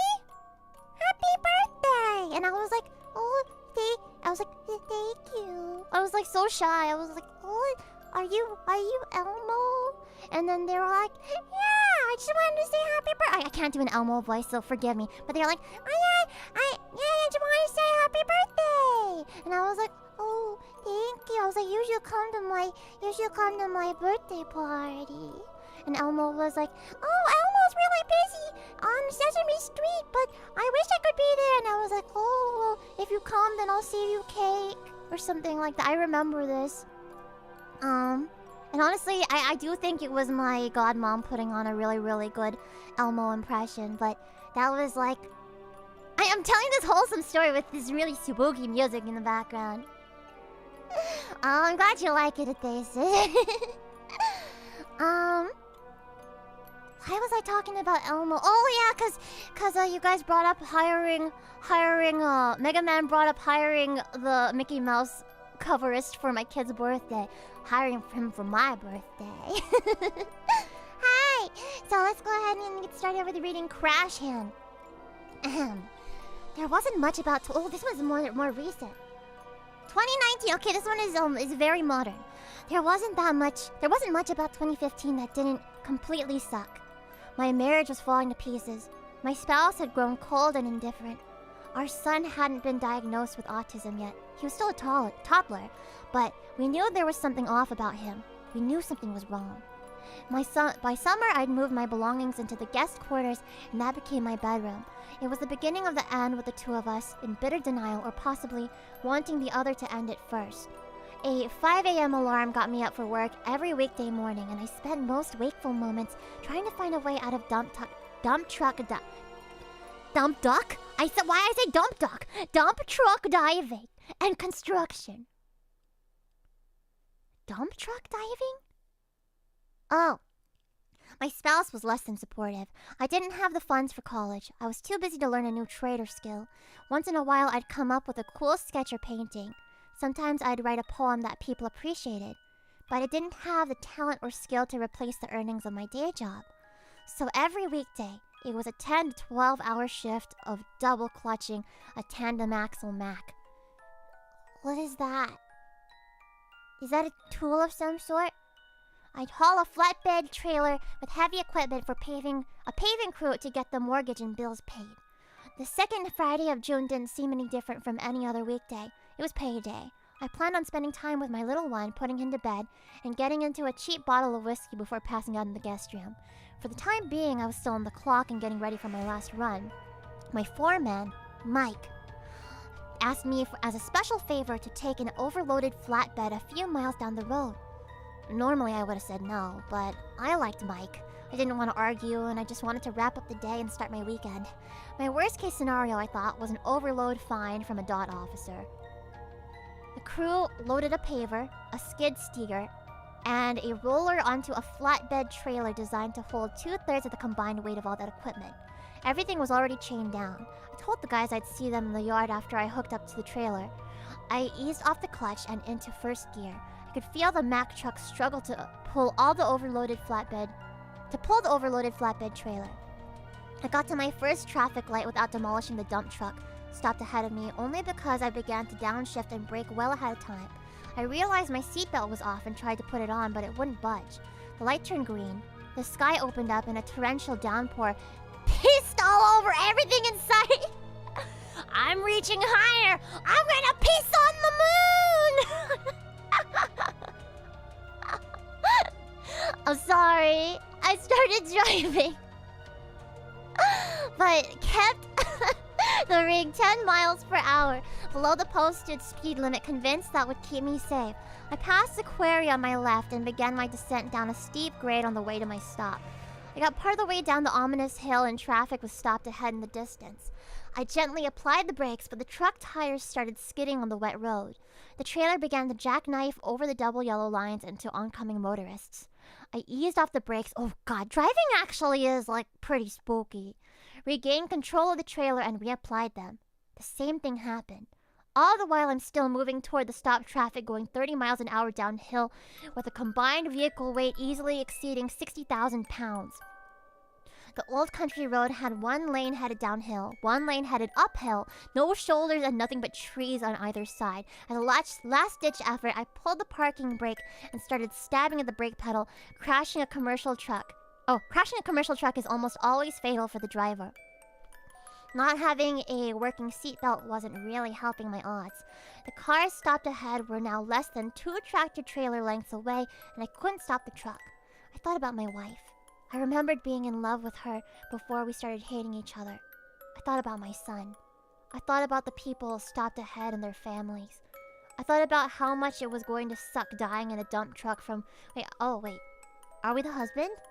I don't know why I thought we were the... Oh, okay, yeah, I just assumed. I assumed. Let's see. I thought about the people stopped ahead and their families. I thought about how much it was going to suck dying in a dump truck from colliding into the trees on the side of the road. A collision was inevitable, and there was no way in hell I was going to allow innocent motorists to get killed. My last run had turned into a suicide mission. Being a non-religious heathen, I thought, perchance, there may be something close by. Some ghost that watches over truckers and bikers. Some spirit, perhaps, inhabiting those woods. I called out to it. Make it quick! That was my first and final prayer to whatever sprite inhabits that forest. I didn't see any freaking way possible I'd survive what I'd do next, and I didn't want to linger in agony following the crash. I just wanted my death to be swift. I turned the steering wheel away from the traffic and into the woods. As soon as my front wheels left the pavement, the bumpy wooded terrain... Oh my god, I can't read. The bumpy, wooded terrain shook me violently, throwing me into a world of hurt like I'd never known. As an at-risk teen, I'd been jumped, hit with chains and bats. I'd been beaten mercilessly by my bastard of a father as a child. Nothing I'd experienced could have prepared me for the beating the inside of that truck put on every inch of my body. The trailer snapped off and headed into another portion of the woods. The truck roared into the forest with me as its hostage, mowing down vegetation, leaving hunks of metal all about as the tree branches of the forest fought back against this hostile, diesel-powered invasion. I gripped the wheel for dear life while smacking all about the console, the control panel, the shifter, and feeling every abrasive texture grind away at my flesh. The truck hit a big bump that sent me headfirst into the ceiling. Blood went everywhere. Then it hit a dip and skidded to a violent stop. A terrible pressure pushed against my chest. I thought I was having a heart attack. Somehow I didn't go flying through the glass as the horrifying ordeal came to an abrupt halt. As quickly as the crash ended, so did that awful blow to my chest. I exited the smoldering wreck that was once a sturdy Mack truck. I was covered in blood that had seemed like a sheet of plastic, a grocery bag perhaps, stuck to my head. It wasn't a grocery bag hanging off my head. I didn't realize at the moment that my scalp had been partially degloved. It peeled right off my noggin, my skull exposed and blood pouring all over me. It was hanging off the side of my head, I imagine, much like a peel hanging off the side of a piece of fruit. It must have happened when I hit the ceiling of the truck's interior. What hurt? I know, big oof moment, right? My Oshi can't read, let's go, hey! I'm a very good, very literate reader, I'll have you know. I'm studying English! Yeah, the real horror is the fact that your Oshi can't read and doesn't sleep. Let's see. What hurt more than anything at the moment was my chest. It couldn't have been the steering wheel. It wasn't a heart attack. I didn't know what it was that kung fu'd the ever-living shite out of my sternum. I was just glad I was alive. Only moments later, I was getting put into a C-collar, strapped to a backboard, and loaded into an ambulance by paramedics. My Blitz t-shirt, my favorite fucking punk rock shirt, was blood-soaked and sheared off me by the medics. My favorite shirt! No! They took my vitals and asked questions meant to gauge my level of consciousness. Then for a moment or two, they fell silent. Am I gonna make it? I joked as I turned my head to see both medics staring at my sternum, mouths agape, and eyes bugged out in bewilderment.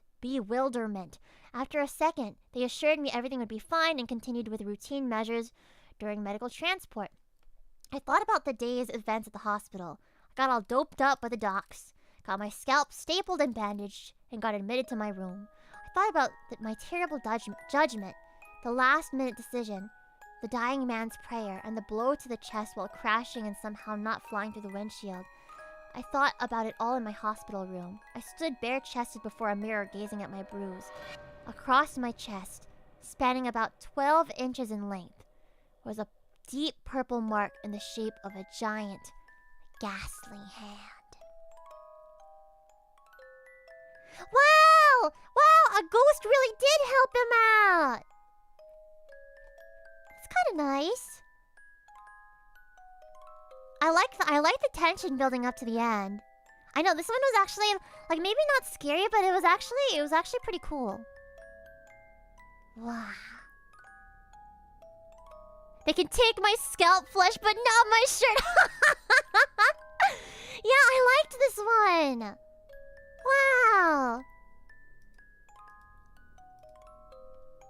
Now that's pretty good. Kirishima, thank you so much for the suggestion. Thank you. Ghosts are friendly for once, not just Casper. There's like another, there's a ghost story that I've heard IRL. I have this like vague childhood memory of my dad talking about a business trip that he went on. And on this business trip, he got to go with his boss to a like haunted road or something like that. And I don't remember what the story of it is exactly. But I think a bunch of kids died at the same time. It must have been like a bus crash or something. On this road or like on this railroad. And if you park your car on that road or on that railroad, then you'll feel something start to push your car. Something will start to push your car out of the way. And they say it's the friendly spirits of all the kids that died on that road getting you out of the way. Trying to save your butt. Yeah, sounds fun, hey? I mean, those kids are pretty strong. But I mean, there must have been a lot of them to be able to push the car together. Yeah, I've heard that story too. Like, there's a lot of stories like this in local places. It's kind of cool. Well, I will say that my parents told me a scary story specifically about them. So, my hometown is in southern California. San Diego, basically. That is Ami Ami's hometown. That's where all the rainy frogs live. And there is a road there called Proctor Valley Road. And before, like now there's like proper paved road there and stuff. But in the past there used to be just dirt. And you could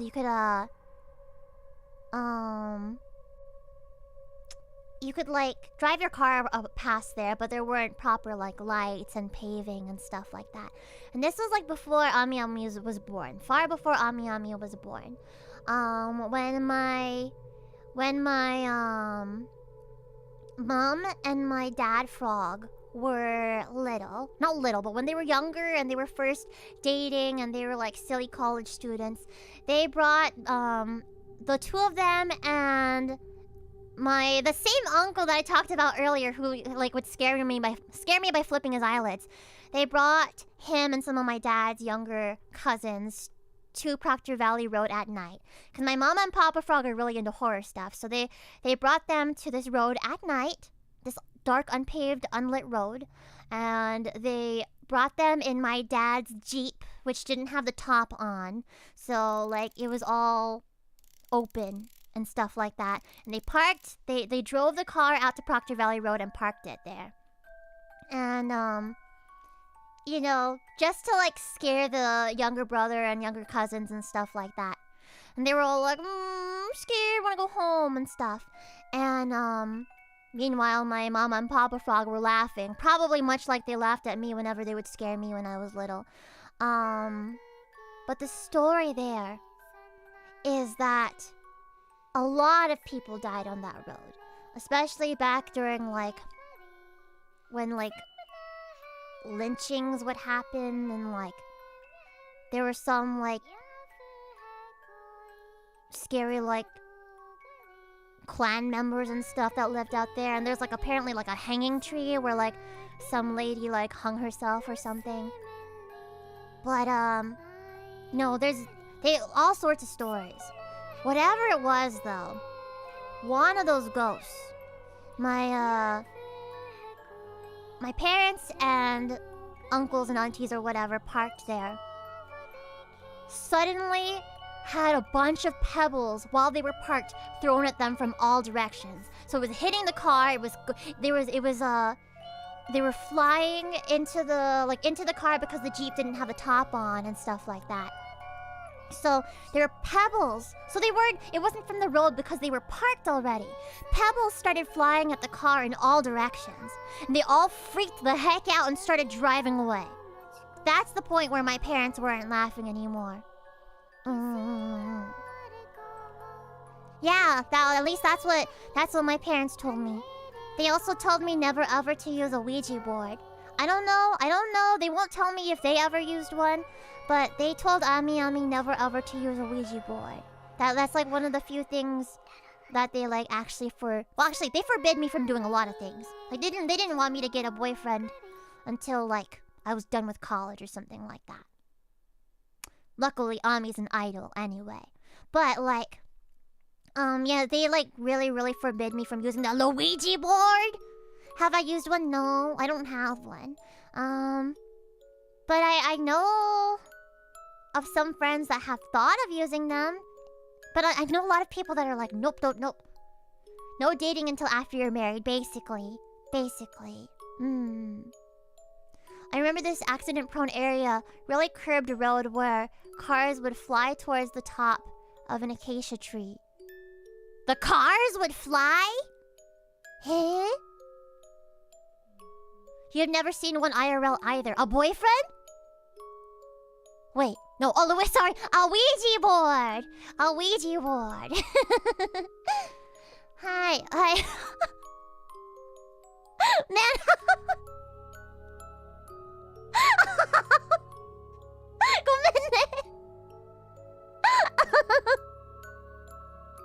Man, I'm so embarrassed right now. I'm so embarrassed.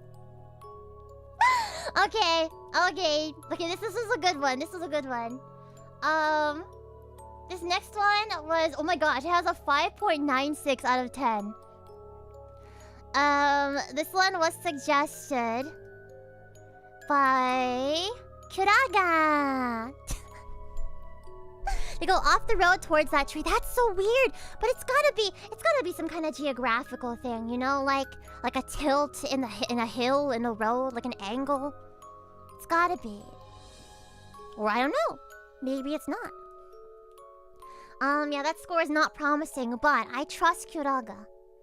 So we will read it. Honestly, Ami Ami does get kind of scared of the creepypastas that involve like games you can do in real life.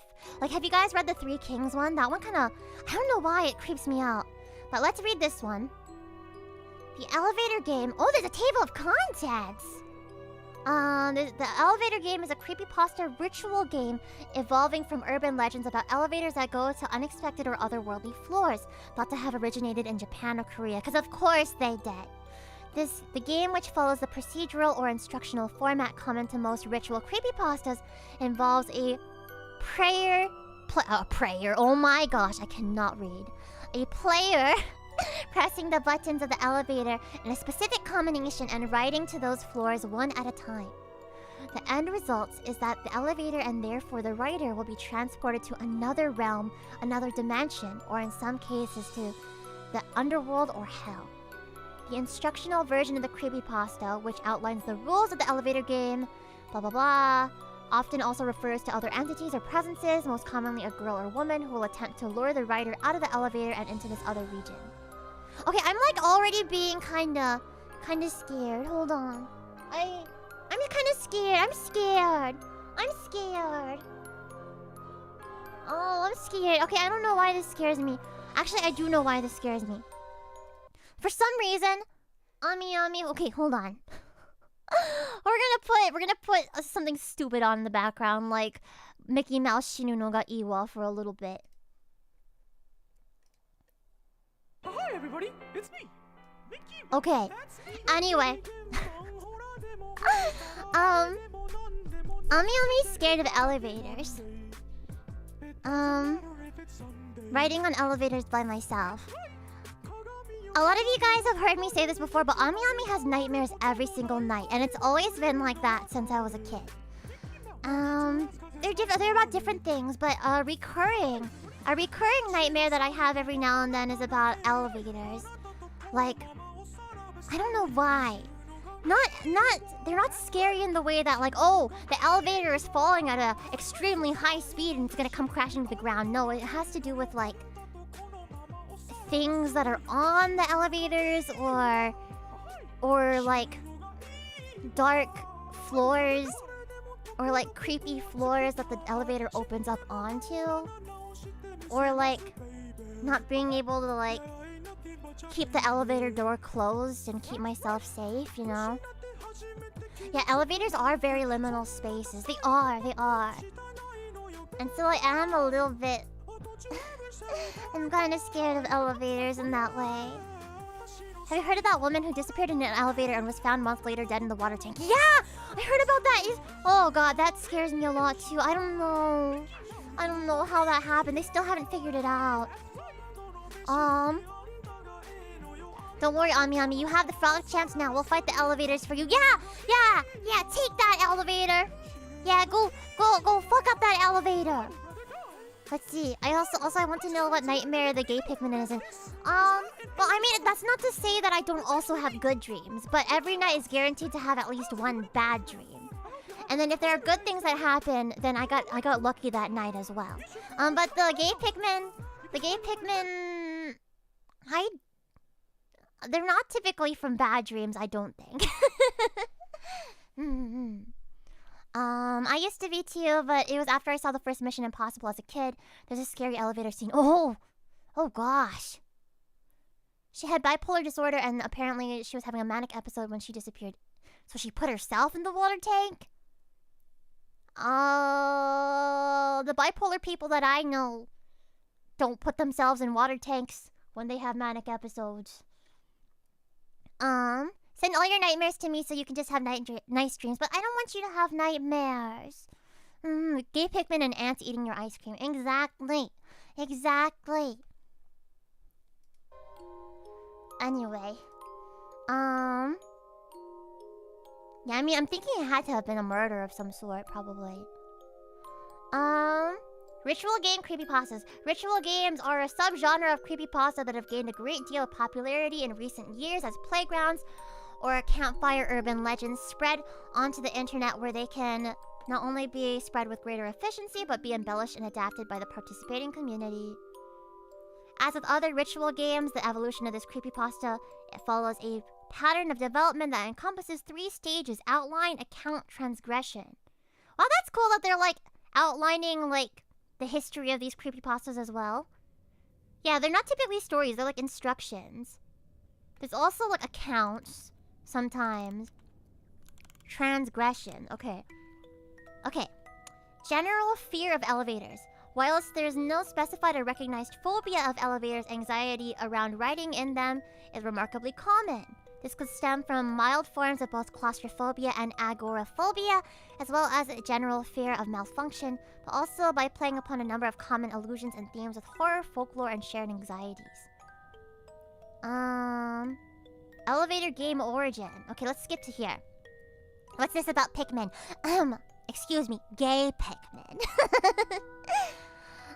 Whilst the elevator game has often been referred to as having originated in Korea or sometimes Japan, the link between the story and East Asian origin was perhaps emphasized or highlighted in some circles because of its supposed links to and rise in popularity following the death of Elaine Lam, who was Canadian but whose family were of East Asian descent. It was not until recently that I don't know who that is, I don't want to click on it, I don't want to...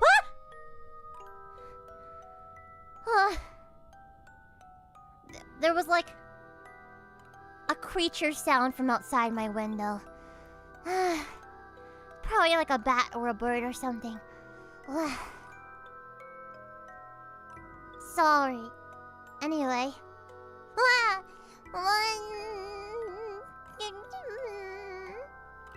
There's sounds from outside. Anyway. The cryptids found me. Oh, goody. I love cryptids. They are so cute. They're cute. Cryptids. Cute. It was not until recently that this real-world origin... Oh, God. I'm curious.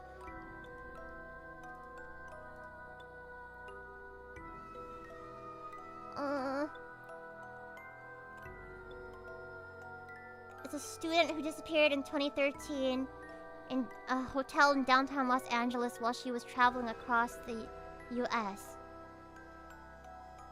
A video of her filmed in a hotel elevator before she vanished went viral. She just vanished in a hotel elevator? Oh!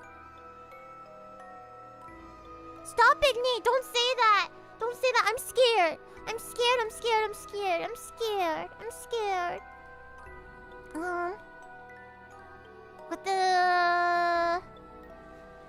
Within the mythos, it is never explained exactly who discovered that this ritual or process would bring about these results, or when this knowledge was first spread. Nor is it made clear where this first player originated from, other than to say that ritual stuff comes from Korea, Japan, or somewhere in East Asia. In reality, the story was indeed been traced back to an East Asian origin, with the first occurrence of the myth identified by Peter so far having come from Japan. It is the first in a series of hundreds of posts on Japanese message board 5chan, then known as 2chan. Wait, 2chan is called 5chan now? I don't keep up with this chan stuff, so I don't know why they changed the name. And was posted on November 22nd, 2008. Well, that's old. The first link in the chain was discovered by tracing back from a Gizmodo post. What is Gizmodo? From April 2009, that linked back to another message board, which in turn linked to another, and so on, all the way back to this initial post, which notably is in embryonic form, with many of the better known rules, parameters, and consequences only added as the discussion developed over many posts and from various contributors. It can be found circulating with popularity in Korea on social... I don't know why, but adding historical context like this kind of makes it spookier. Because it feels like very real. Blah, blah, blah, blah. But let's skip over some. Skip over.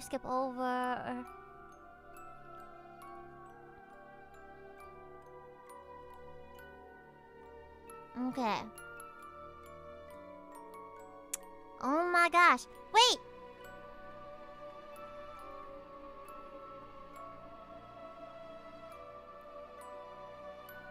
No, wait, that's part of it?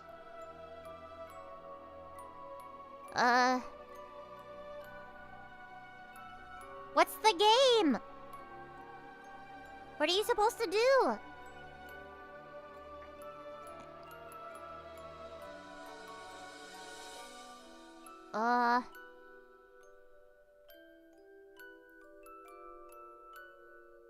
Okay. In many countries with Chinese-speaking populations, the number 4 is removed because of the superstitious beliefs around its association with death. The 4th floor is often replaced with 3A or removed entirely so that the sequence goes 2, 3, 5. The same process used is also common practice in hotels with more than 13 floors.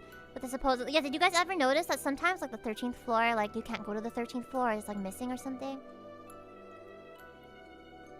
Let's see... Yeah! It doesn't have... Yeah! These comments are like, make sense. But how do you play the elevator game? It doesn't have instructions. But you know, maybe we don't need instructions. I don't want to be a bad influence. I don't want to encourage you guys to do anything absolutely spooky. Nope. But you know what? I do kind of want to... 3 Kings game. I'll show you a game that has actual instructions.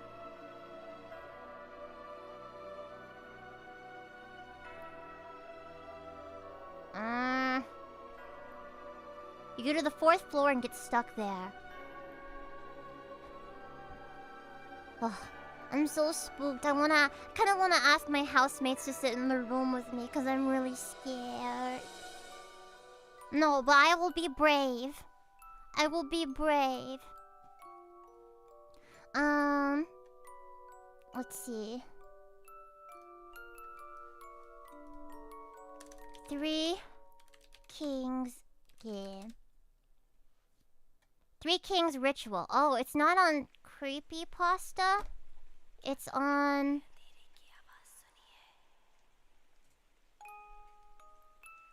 this. It's on ihorror.com. Okay. Let's see.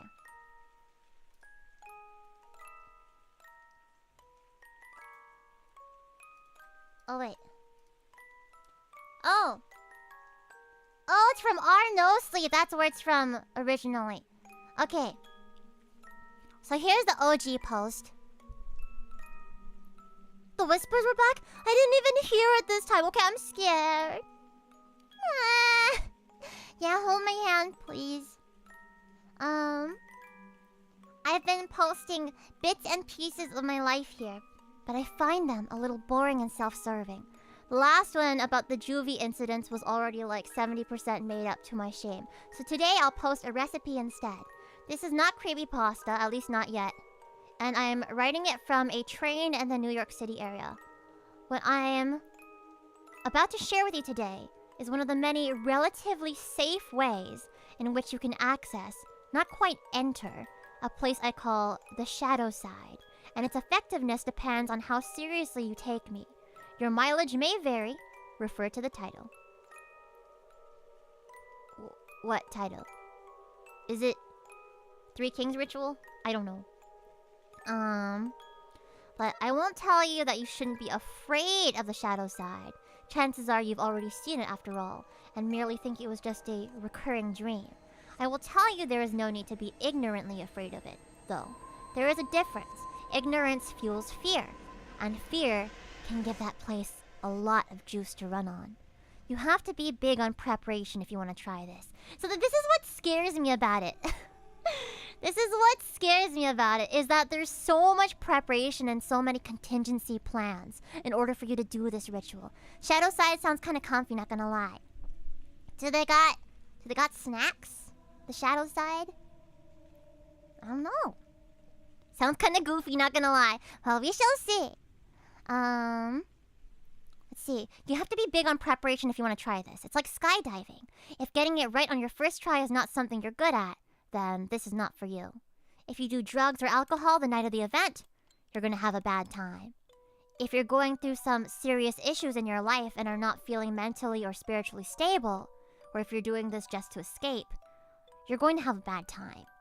And if you don't follow my instructions, particularly the multiple backups I'll give you, which, trust me, are there for a reason, you're going to really have a bad time. Let me guess, you're going to have a bad... I know a bad... That's what I was thinking. A bad time. Just like Sans Undertale. Wait, hold on.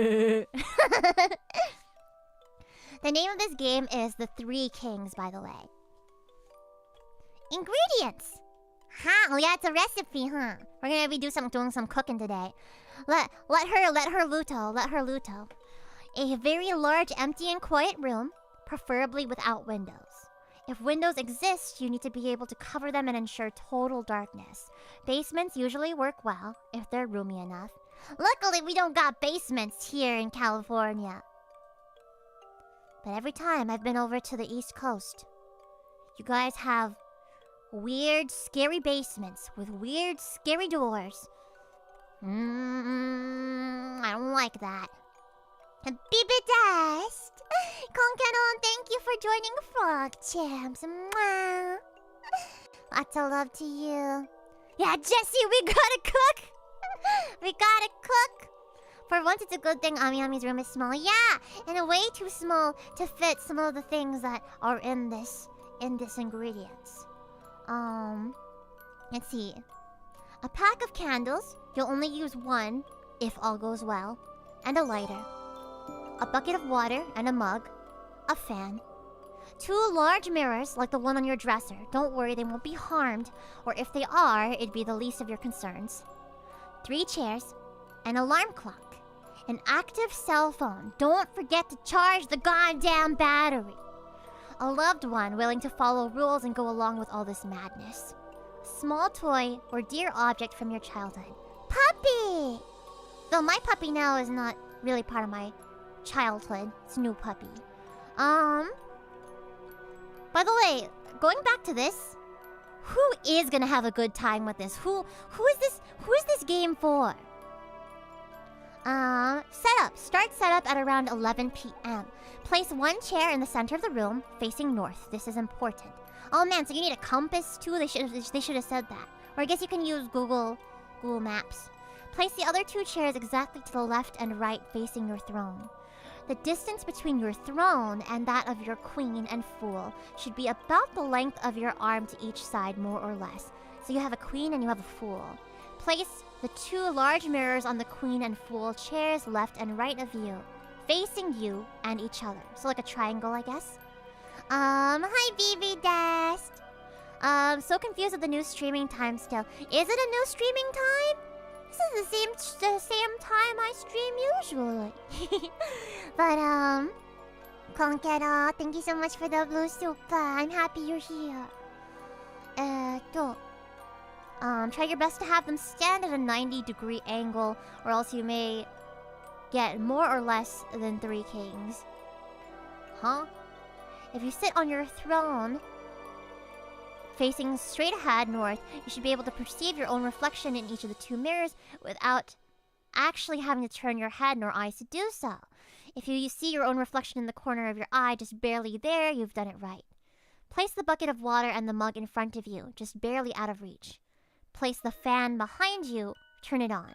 Don't set it to maximum power. Medium or low is usually enough. Leave it on. Turn off the lights. Leave the door open and go to your bedroom. Set the candles by the side of the bed next to a lighter. Your alarm clock and your cell phone, leave it charging. Set your alarm clock for 3:30 a.m. Oh my god! Thank you, Vividest. Thank you, thank you. Let's see. Set your alarm for 3:30 a.m. Turn off the lights and sleep while holding your power object. Get some rest. Showtime. Showtime! Wake up at 3:30 a.m. with your alarm clock. Turn it off, but don't turn on the light. You have exactly 3 minutes to light your candle, grab your cell phone, and make your way to the dark room to sit in your throne. You should be seated by 3:33 a.m. Don't forget your power object. Puppy! Check for potential red flags. If your cell phone didn't charge for whatever reason, abort the mission. If the alarm didn't go off at exactly 3:30 a.m., abort the mission. If you find the dark room door closed, remember, you left it open. Abort the mission. If the fan is turned off, you left it on. Abort the mission. Side note, if you have to abort the mission due to any of the above, leave the house with your loved one. Go to a hotel or something. There's no need to run. You have time to grab a jacket and your keys and whatnot. But leave. After 6 a.m., the coast should be clear. What do you mean clear? Clear of what? If all is going as planned, you can proceed and take your throne. Do not look directly at either of the two mirrors beside you. Do not let the candle go out. The fan is behind you. You must protect the candle with your body, which is standing in between. There's a reason for this, as you'll soon see. Look straight ahead at the darkness, not at the candle, not at the mirrors, just straight ahead.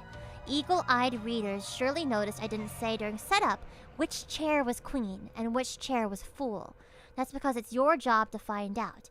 And from their point of view, you're either their queen or their fool too. Hence 3 kings. I won't spoil what happens next. Suffice to say, I know it's a lot of effort, huh? Suffice to say, you won't be alone, and if you have questions, you'll get answers. Sometimes in the form of new questions, but hey, that's the story of humanity, eh? Is this person Canadian? Just stay put and try not to move. Again, do not look directly at the mirrors nor the candle. Just straight ahead. Trust me. Don't chicken out either. You need to wait until 4:34, and by 4:34, it's all over. It's okay to tremble a little bit. Just try not to. Not because it affects the ritual or anything.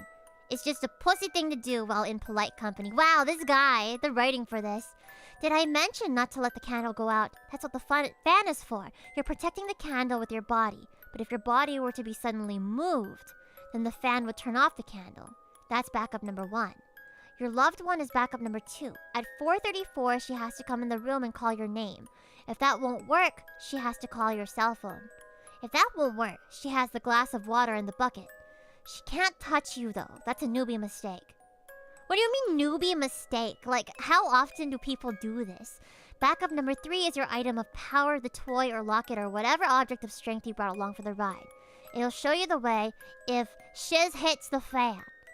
Multiple backups. You gotta be like a Boy Scout if you do these things. If you half-ass it all the way so that it won't work. Worst you can do is take it seriously enough for it to work and not seriously enough to be prepared for the consequences. If in doubt, refer to the title. Well, the title is called, it was originally titled, Please Don't Actually Try This. Yeah! Why would you do this specifically especially if your answers won't even 100% answer, right? So, Corpse Party Sachiko ritual is easier. I don't remember what it was. But yeah, did I ever check out the game Sucker for Love? I tried a demo of it. I finished the demo. That was wild. Summon yourself a hot eldritch date. Yeah, you could do that as well. It's kind of like that too, huh? It was a very, very elaborate ritual. You know, in a risk-reward system, there's got to be some form of reward. Yeah, that's what I'm wondering. Like, there's got to be an incentive to do this other than like pure, like sheer curiosity, you know? Yeah, they do a really good job of leaving out details, and that's what makes it spoopy as well. But what I wonder, so Advent, I wonder if you could ask questions like, oh, what's the cure to cancer? Or if it's specifically about, like, questions that allow you to find out who the queen and who the fool is. You know? And under what circumstances would shiz hit the fan? You know? Just all of that. leaving room open for your imagination to take the reins is, I think, part of what makes a good scary story. I'm gonna do this, Ami Ami. What should I ask the cute eldritch date I get? If you can marry her? You know, she probably is hoping that you'll be serious about your relationship and stuff. Or like ask her about her hobbies. Yeah, ideal date, all of that. Does she like long walks on the beach? You know? It makes it spooky, but also makes me mad at the author because in universe, this is a game that risks your life. Potentially, but then they also give you all these different contingency plans, you know? I'm trying to imagine what they would be like.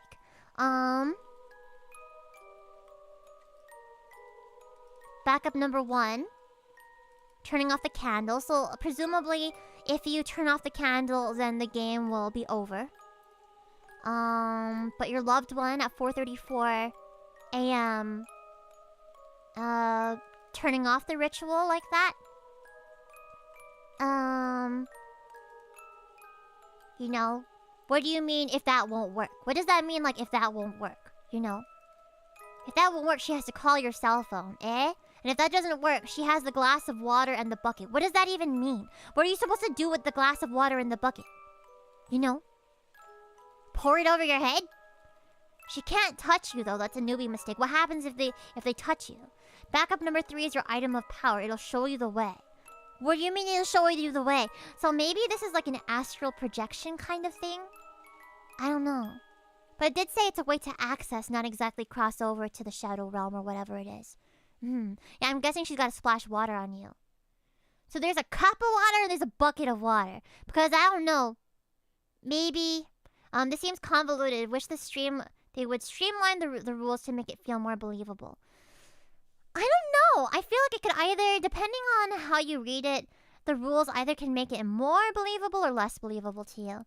Puppy could show you the way, Ami Ami. I'm not gonna do it though! But I'm sure Puppy would do a wonderful job of showing me the way. I'm sure.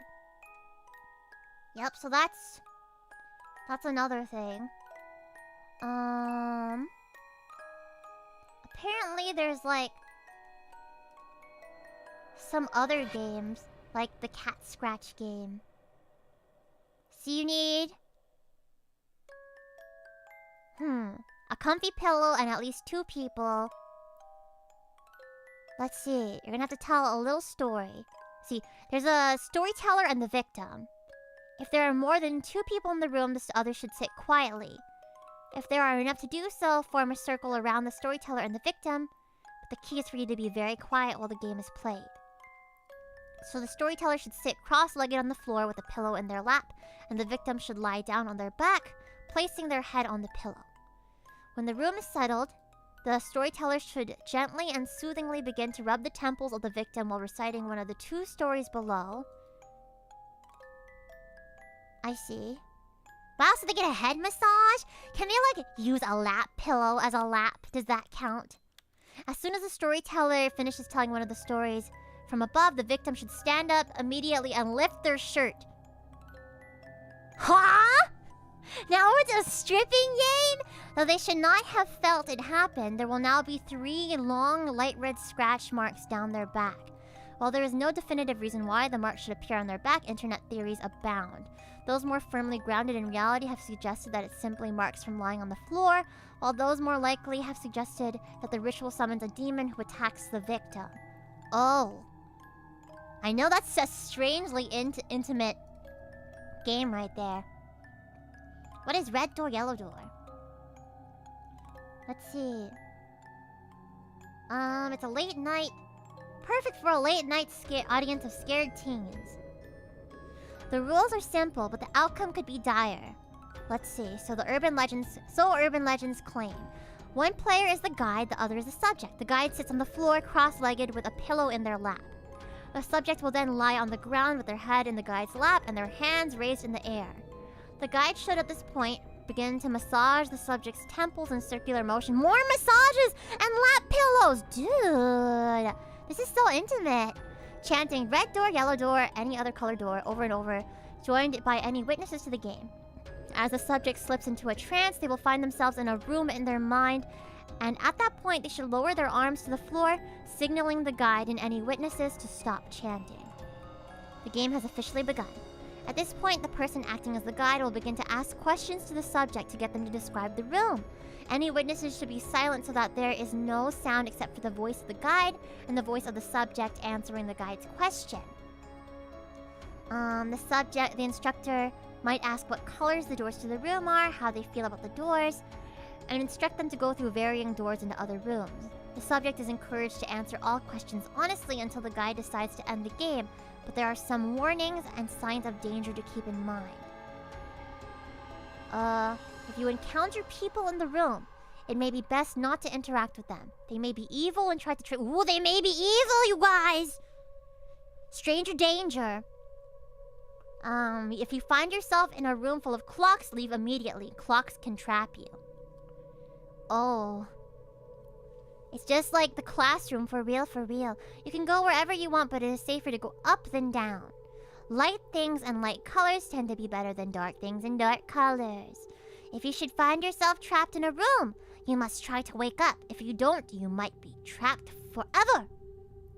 If you die in the game, you die in real. If you die, it's just like Sword Art, for real, for real. Well, you gotta go to the dentist again? I hope your teeth are okay. I'm presuming this is for like a follow-up for a procedure or something. So I really hope that it goes well. Lots of love to you, Zero Blade. Thank you for hanging out with us and big love. Let me know how the dentist goes, okay? Bye-bye. Yeah, it's Sal. For real, for real. If you encounter a man in a suit who makes you uncomfortable, end the game immediately. But I've encountered so many men in suits in real life that make me uncomfortable, and I've never been able to just end the game like that. He's Slender Man, for real. If the guide is having a hard time waking the subject from the trance, they should shake them roughly to bring them into wakefulness. The whole point of the red door, yellow door seemingly is to explore the inner workings of your own mind and to also understand that there are dark sides to everyone. Some of the things you might encounter inside the game may be those very things about yourself that you don't wish to face. Oh. Oh, there's a... Risks and rewards. Part of the appeal is the sense of danger and risk involved. Some players believe that the game can lead to actual supernatural experiences, and that the entities encountered in the game can follow them back into the real world. Others see it as a purely psychological exercise, a way to explore their own subconscious and confront their fears and anxieties. Regardless of your beliefs about the paranormal, it's important to approach red door, yellow door with caution. Hypnosis can be a powerful tool, and I wonder if Lana had ever done something like this before. Well, there's a step-by-step guide complete with WikiHow pictures! Wow. Oh god.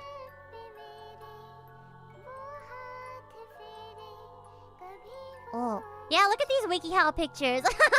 There's the random guy in a suit. You ain't hot shit. Me too, Neat. Me too. Yeah, you know it's real when they have WikiHow pictures. That's how you know it's real for sure. Okay. Next is... Let's see. Yeah, there's like... Oh wait, there was something else I wanted to look up real quick. So Sonic.exe was also suggested by, that one was suggested by Karamat-san.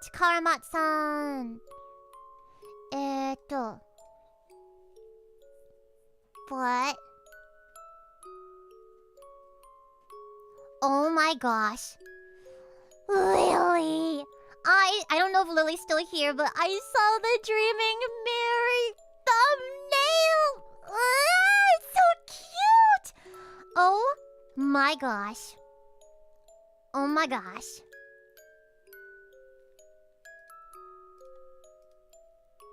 It's so cute. I'm definitely using it for the stream tomorrow. Oh my gosh, I'm so excited. So cute. Oh, so cute. But yes, before that, I wanted to like show you guys another thing that I think is pretty creepy. I was looking at my all the the Frog Champ suggested creepypastas on Twitter. And I was like, why do I have 20 plus notifications right now? Yes, Lily is amazing.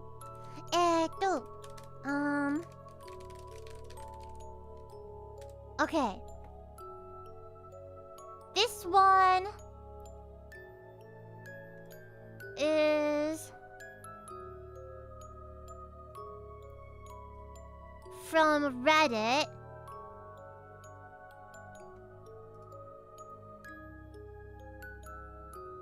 Okay. Mate.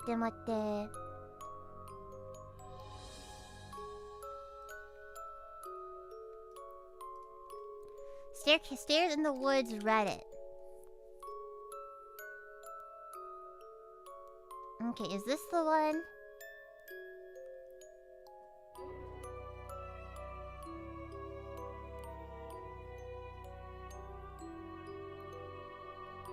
Yeah, so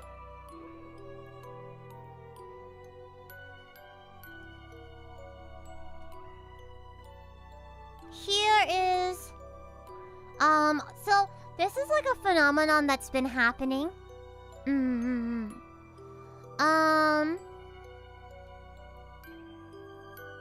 Gosh, this is not. I'm looking for a very specific post by somebody that does like forest ranger stuff.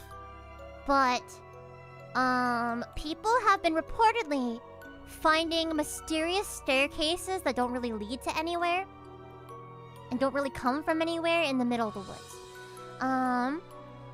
So this one says, a while ago I indulged in the never-ending mysteries of people disappearing in the woods, forested areas, and mountains.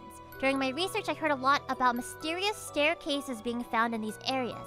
I'm just wondering if anyone has ever seen any of these creepy stairs in the woods. So this is from 4 years ago. While we're at it, if you've got any freaky paranormal stories relating to the woods, drop a comment, blah, blah, blah. And yeah, so this is apparently like a thing. Like a thing that people have found. So, stairs in the woods. Not stars, stairs.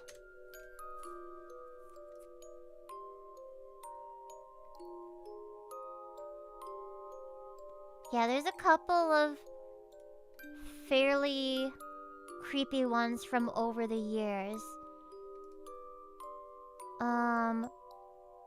One of the this is one. This is the one I was looking for in particular, I think. So this is from a user called Search and Rescue Woods, and they still post on Reddit. I think one of their recent things was like a comment on like a Bluey fan art or something like that. Here's the OG from 2015. Wait, yeah, 2015. So it's kind of old. Let's see. I wasn't sure. So this one they posted to our No Sleep. Yeah, I wasn't sure where to post these stories, so I figured I'd share them here. I've been a search and rescue officer for a few years now, for the U.S. Forest Service, and along the way I've seen some things that I think you guys will be interested in. So this is not just the stairs, but here's some things that they talked about. I have a pretty good track record for finding missing people. Most of the time they just wander off the path or slip down a small cliff, and they can't find their way back. The majority of them have heard the old stay where you are thing, and they don't wander far. But I've had 2 cases where that didn't happen. Both bother me a lot, and I use them as motivation to search even harder on the missing persons cases that get called on. The first was a little boy who was out berry picking with his parents. He and his sister were together, and both of them went missing around the same time. Their parents lost sight of them for a few seconds, and in that time, both the kids apparently wandered off. When their parents couldn't find them, they called us, and we came out to search the area. We found the daughter pretty quickly, and when we asked where her brother was, she told us that he'd been taken away by the bear man. She said he gave her berries and told her to stay quiet and that he wanted to play with her brother for a while. The last she saw of her brother, he was riding on the shoulders of the bear man and seemed calm. Of course, our first thought was abduction, but we never found a trace of another human being in that area. The little girl was also insistent that he wasn't a normal man, but that he was tall and covered in hair like a bear. Cryptid? Cryptid? I know, right? That's what I was thinking, Nate. It's like a cryptid. And that he had a weird face. We searched that area for weeks. It was one of the longest calls I've ever been on, but we never found a single trace of that kid. The other was a young woman who was out hiking with her mom and grandpa. According to the mother, her daughter had climbed up a tree to get a better view of the forest, and she'd never come back down. They waited at the base of the tree for hours, calling her name, before they called for help. Again, we searched everywhere and we never found a trace of her. I have no idea where she could have possibly gone, because neither her or her grandpa saw her come down. What? But what goes up must come down! Dude, she flew away.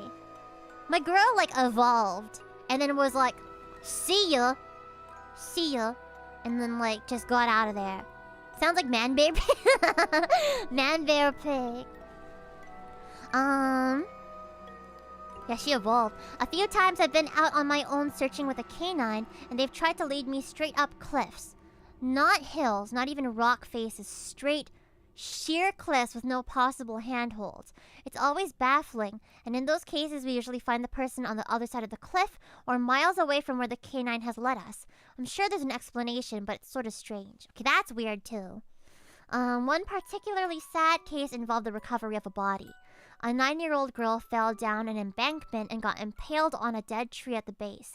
It was a complete freak accident, but I'll never forget the sound her mother made when we told her what had happened. She saw the body bag loaded into the ambulance and she let out the most haunting, heartbroken wail I'd ever heard. It was like her whole life was crashing down around her, and a part of her had died with her daughter. I heard from another SAR officer that she killed herself a few weeks after it happened. She couldn't live with the loss of her daughter. That's just sad. I know, that was just dark. I was teamed up with another SAR officer because we'd received reports of bears in the area. We were looking for a guy who hadn't come home from a climbing trip. Whoa. Whoa. Flandering, thank you so much for the super. Thank you. Or for the dono, rather.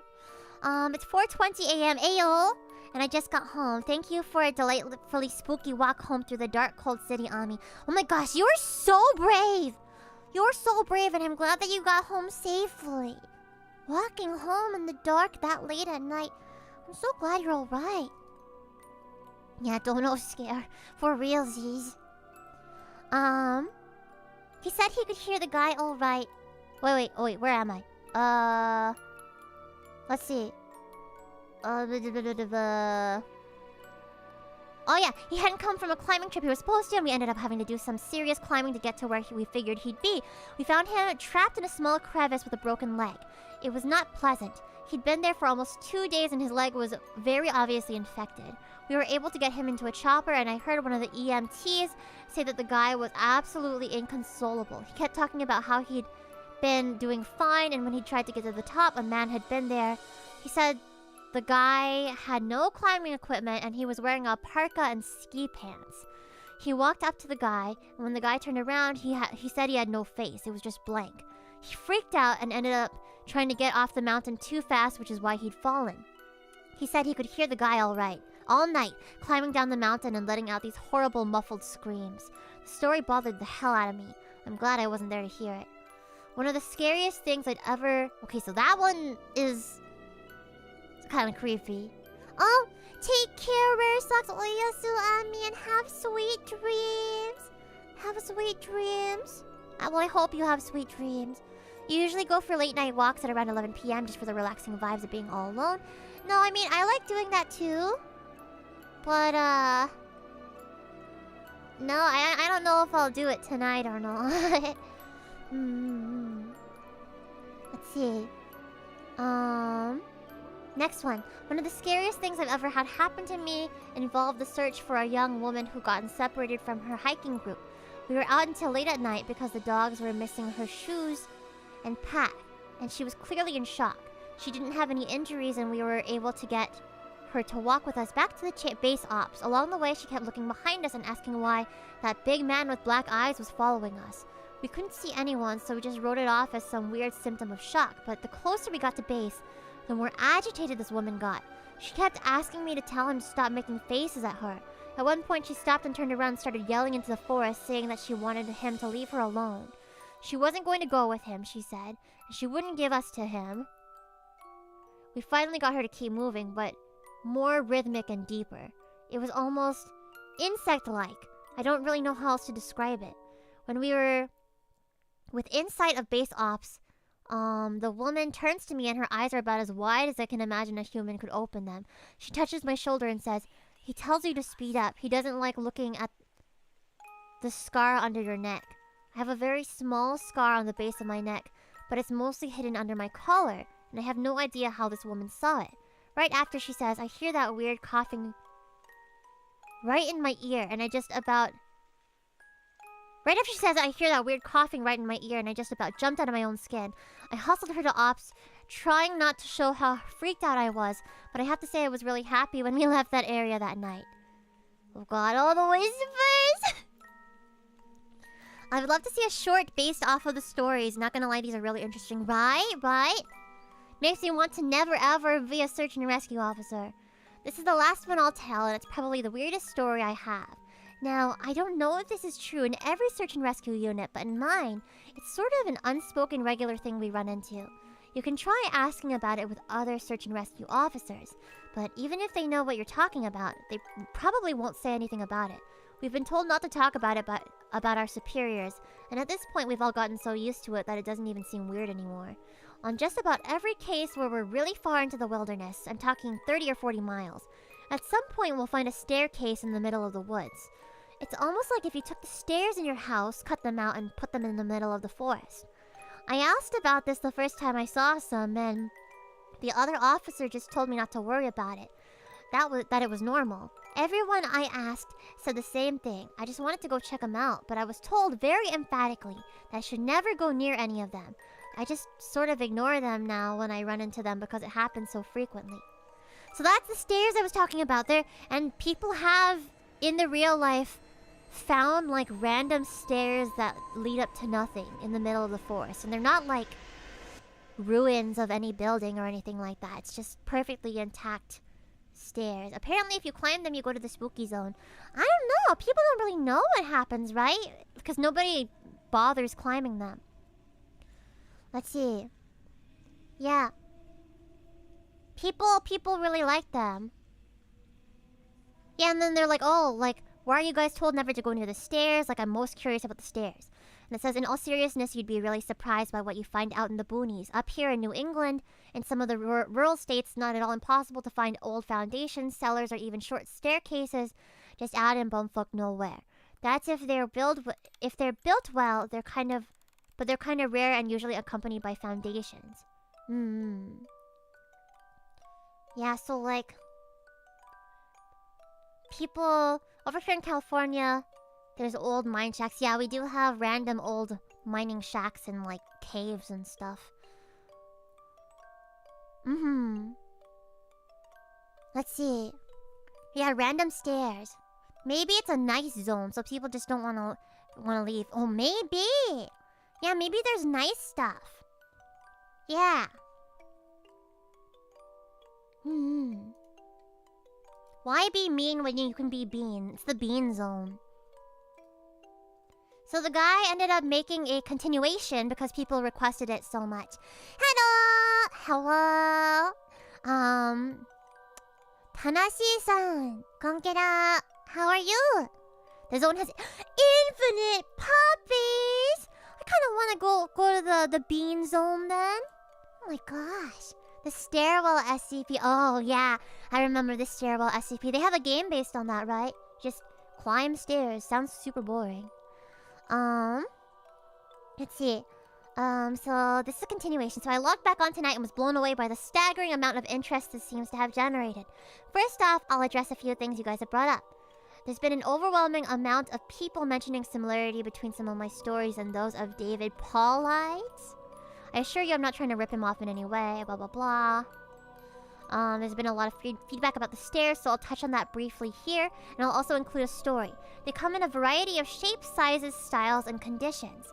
Some are pretty dilapidated, just ruins, but others are brand new. I saw one set that looked exactly like they came from a lighthouse. They were metal and spiral, almost old-fashioned. The stairs don't go up infinitely or farther than I can see, but some sets are taller than others. Like I said before, just imagine the stairs in your house, as if someone cut and pasted them in the middle of nowhere. I don't have any pictures. It's never really occurred to me to try again after the first time, and I don't really feel like risking my job over it. I'll try again in the future, but I can't really promise anything. A few people expressed confusion about the guy who ran into the man with no face. Just to clarify, when the climber ascended and reached the top of the peak, he saw another man in a parka and ski pants. This was the man with no face. Well, I wasn't confused about that, but whatever. No pictures, trust me, bro. Well, I don't know. When I think about it, even when I was like on my trip to Japan, I typically, like, when I was like actually walking places and stuff, didn't bother taking like video or pictures of things as I was moving from place to place. Typically when I was just like standing in place is when I would start taking pictures. So I guess if they're just traveling through the woods for an assignment, maybe it wouldn't occur to them? I don't know. I don't know. Trust him, bro. Trust him. Just trust him. That's his source. Trust him. If I see a flight of stairs in the woods, taking a picture is the first thing I'll do. You know what? Maybe so. Honestly though, I haven't really been in woods too much. On to the news stories. As far as the missing persons go, I'd say about half the calls I get are related to that. The others aren't rescue calls. People who fall down cliffs and hurt themselves, get injured by fire. You wouldn't believe how often this happens, mostly drunk kids. Get bitten or stung by animals or insects. We're a tight team and we have veterans who are excellent at finding signs of lost people. That's what makes these cases where we never find any trace of them so frustrating. One in particular was upsetting for all of us because we did find a trace of them, but it just led to more questions than answers. An older man had been hiking alone on a well-established trail, but his wife called to say that he hadn't come home when he should have. Apparently, he had a history of seizures, and she was worried that he hadn't taken his medication and had suffered one on the trail. Before you ask, I have no idea why he thought it was okay to go alone, or why she didn't go with him. I don't ask about that kind of thing because past a certain point, it really doesn't matter. Someone is missing and it's my job to find them. We went out to a standard search formation, and it wasn't long before one of our vets found signs that the guy had gone off the trail.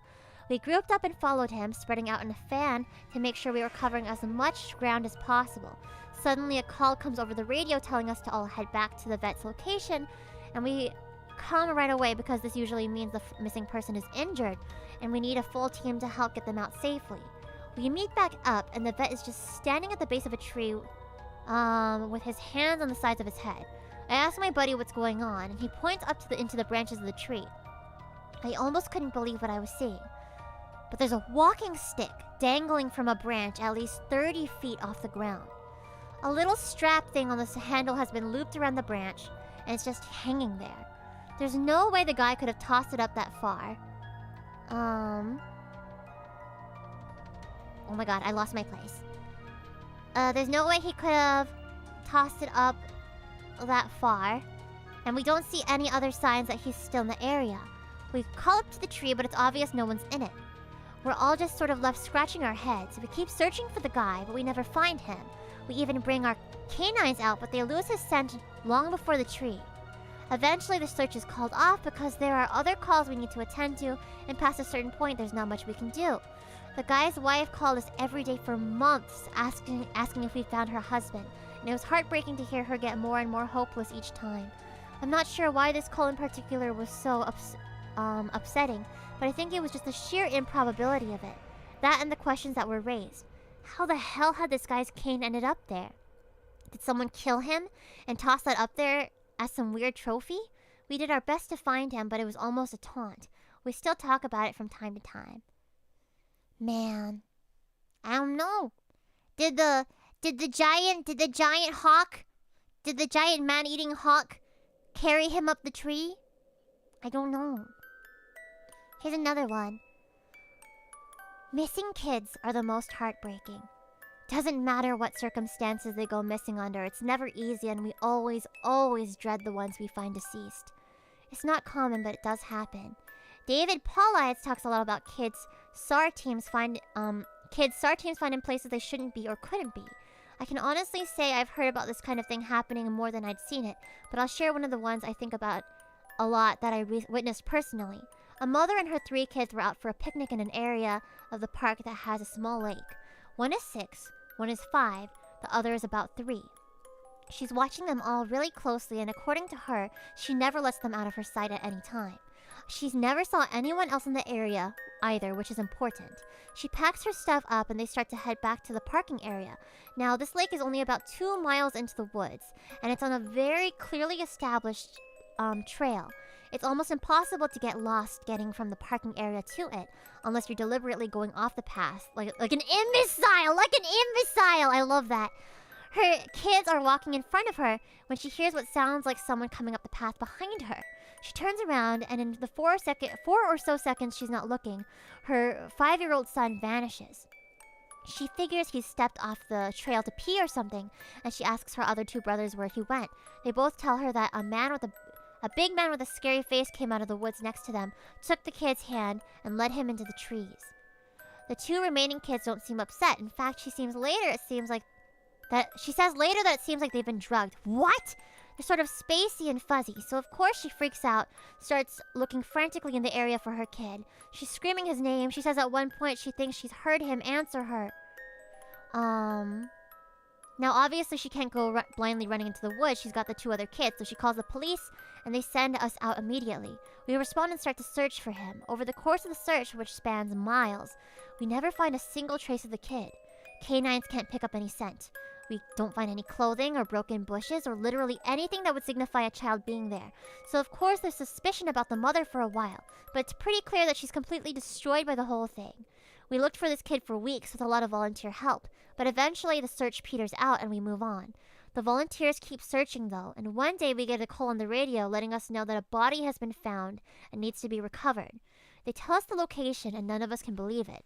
We figure it has to be a different kid, but we get out there about 15 miles from the site where he vanished, and sure enough, we find the body of the kid we've been searching for. I have been trying to figure out how this kid got where he did ever since we found him, and I've never come up with an answer. A volunteer just happened to be in the area because he figured he might as well look in places no one else would think to on the off chance the body had been dumped. He comes to the base of a tall rocky slope, and halfway up he sees something. He looks through his binoculars, and sure enough, it's the body of the little boy, stuffed in a little opening in the rock. He recognizes the color of the kid's shirt, so he knows right away it's the missing boy. And that's when he calls it in, and we're dispatched. It took us almost an hour to get his body down, and none of us could believe what we were seeing. Not only was this kid 15 miles from where he'd started, there was no possible way he could have gotten up there on his own. The slope is treacherous, and it's hard even for us with our climbing gear. A 5-year-old boy had no way of getting up there, of that I'm certain. Not only that, but the kid doesn't have a single scratch on him. His shoes are gone, but his feet aren't damaged or dirty. So it wasn't as if an animal dragged him up there. And from what we can tell, he hasn't been dead that long. He'd been out there over a month by that point, and it looked like he'd only been dead for at most a day or 2. The whole thing was unbelievably strange, and one of the most disconcerting calls I had ever been on. We found out later that the coroner determined the kid had died from exposure. He'd frozen to death, probably late at night 2 days before we found him, and there were no suspects and no answers. It's one of the weirdest things I'd ever seen. Oh! Source, you gotta trust him. He's a SARS officer. He's a SAR officer. Hashtag trust him. God, he was stuffed though. That's really ugh. Oh my god, here's another one. One of my first jobs as a trainee was a search OP for Search op for a 4-year-old kid that had gotten separated from his mom. This was one of those cases where we knew we were gonna find him because the dogs were on a strong scent trail, and we saw clear signs that he was in the area. We ended up finding him in a berry patch about half a mile from where we last seen him. Kid wasn't even aware that he'd wandered that far. One of the vets brought him back, which I was glad for because I'm not really good with kids, and I find it hard to talk to them and keep them company. As my trainer and I are headed back, she decides to take me on a detour to show me one of the hot spots where we tend to find missing people. It's a natural dip in the land near a popular trail, and people will usually move downhill because it's easier. Oh god, oh. The song jump scared me, the bring. Thank you, Warren, thank you.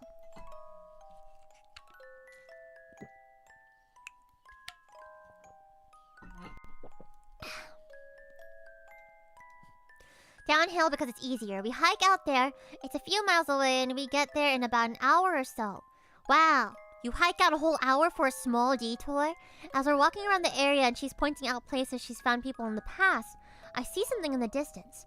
Now, this area we're in is about 8 miles from the main parking area, though there's back roads you can take to get closer if you don't want to hike that far. But we're on a state-protected land, which means there can't be any kind of commercial or residential development out here. The most you'll ever see is a fire tower or a makeshift shelter that homeless people think they can get away with building. But I can see that from here, whatever this thing has straight edges, and if there's one thing you learn quickly, it's that nature rarely makes straight lines. I point it out, but she doesn't say anything. She just hangs back and lets me wander over and check it out. I get within about 20 feet of it, and all the hair on the back of my neck stands up. The staircase. Oh, the staircase one! Also, thank you for letting me know, Jordan. It's good to know people are still here, cause, I'm a little spooked. Not that I have to worry about forests or anything, because we don't really have any forests nearby at all. I haven't really been in forests before, or camping. In the proper context, it would literally be the most benign thing ever. It's just a normal staircase with a beige carpet and about 10 steps tall. But instead of being in a house, where it obviously should be, it's out here in the middle of the woods. The sides aren't carpeted, obviously, and I can see the wood it's made out of. It's almost like a video game glitch where the house has failed to render completely and the stairs are the only thing visible. I stand here and it's like my brain is working itself overtime to try and make sense of what I'm seeing. My trainer comes to me and stands next to me, and she just stands there casually looking at it as if it's the least interesting thing in the world. I ask her what the fudge this thing is doing here, and she just chuckles. Get used to it, rookie. You're gonna see a lot of them. I start to move closer, but she grabs my arm, hard. I wouldn't do that. I wouldn't do that, she says. Her voice is casual, but her grip is tight. And I just stand there looking at her. You're gonna see them all the time, but don't go near them. Don't touch them. Don't go up them. Just ignore them. I start to ask her about it, but something in the way she's looking at me tells me it's best if I don't. We end up moving on, and subject doesn't come up again for the rest of my training. She was right, though. I'd say about every 5th call I go on, I end up running across a set of stairs. Sometimes they're relatively close to the path, maybe within 1 or 2 to 3 miles. Sometimes they're 20, 30 miles out, literally in the middle of nowhere, and I only find them during the broadest searches or training weekends. They're usually in good condition, but sometimes it looks like they've been out there for miles. All different kinds, all different sizes. The biggest I ever saw looked like they came out of a turn-of-century mansion and was at least 10 feet wide, with steps leading up to at least 10 or 20 feet. I've tried talking about it with people, but they just kind of give me the same response my trainer did. It's normal, don't worry about it. They're not a big deal, but don't go close to them or go up them. When trainees ask me about it now, I give them the same response. I don't really know what else to tell them. I'm really hoping someday I get a better answer, but it hasn't happened yet. I mean, honestly, if you've kind of just been told that the whole time, and then that's just how, like, your superiors have been told that, and that's how you've been trained, some people are just, like, some people don't want to, that makes them, like, too scared of it, even if it might be harmless, you know? I don't know, I'm so intrigued by these stairs in the woods. Wow, it's long! This is another one that was less spooky and more sad. A young man went missing late in winter, when realistically, no one should be going that far out into the trails. We close a lot of them, but some remain open year-round, unless there's a ton of snow. We didn't opt for him, but we had about 6 feet of snow on the ground. It was unusually heavy snow that year, and we knew it wasn't likely we'd find him until spring when the thaw came. Sure enough, when the first thaw came, a hiker reported a body a little ways off the main trail. We found him at the base of the tree, in a pile of melted snow. I knew right away what had happened, and it scared the living heck out of me. Most of you who ski or snowboard or spend any amount of time on a mountain will probably have guessed too. When snow falls, it doesn't collect as thick in the areas beneath the branches. It happens most with fir trees because they have a sort of closed umbrella shape. So what you end up with is a space around the base of it that's filled with a mixture of loose, powdery snow and branches. They're called tree wells, and they're not immediately obvious if you don't know what you're looking for. We put up signs in the welcome center. Big ones, letting people know how dangerous they are, but every year we get an unusual amount of snow. At least one person doesn't read them, or doesn't take the warning seriously, and we find out about it in spring. My best guess is that this young man was hiking and got tired, or maybe a cramp from walking in the deep snow. He went to sit at the base of the tree, not knowing there was a tree well, and fell in. He got stuck with his feet up, and the surrounding snow caved in around him. Unable to free himself, he suffocated. It's called snow immersion suffocation, and it doesn't usually happen except in really deep snow. But if you get stuck in a weird position, like this guy did, even 6 feet of snow can be lethal. What scared me the most was imagining how he must have struggled, upside down in the freezing cold. He didn't die quickly. The snow would have formed a dense, heavy pile on top of him, and it would have been literally impossible to get out. The harder it gets to breathe, he would have known what was happening. I can't even imagine what he was thinking in his last moments. Man, that sounds so freaking rough. Oh, man. Oh, man. Be careful in the snow, you guys. Ami's never seen the snow, but I know this is weird to say right after having read something like this, but I really want to see the snow one day. I really, really want to go play in the snow. I want to eat snow. Maybe I'll bring some, like, snow cone juice to, like, put in the snow and eat it, though. But it has to be, like, fresh snow, because I know that it gets, like, snow gets, like, dirty usually. A lot of my less outdoorsy friends want to know if I've ever seen the Goat Man while I've been out on calls. Unfortunately, or I guess less fortunately, I never had anything quite like that happen. I guess the closest was the whole black-eyed man thing, but I didn't see anything. However, there was one call where I had something kind of similar happen, but I'm not sure I'm willing to chalk it up to the Goat Man. We got in a report that an older woman had fainted along one of the trails and needed assistance getting back down to the main area. We hike up to where she's at, and her husband is just beside himself. She runs, well, I guess more jogs to us and tells her that he was a little ways off the trail looking at something when his wife started screaming behind him. He runs back to her, and she's passed out on the trail. We get her on a backboard, and as we're getting her down to the welcome center, she comes to and starts screaming again. I calm her down and ask her what happened. I can't remember verbatim what she said, but essentially, what happened was this. She'd been waiting around for her husband when she started to hear this really strange sound. She said it sounded sort of like a cat, but it was off somewhere and she couldn't quite figure out why.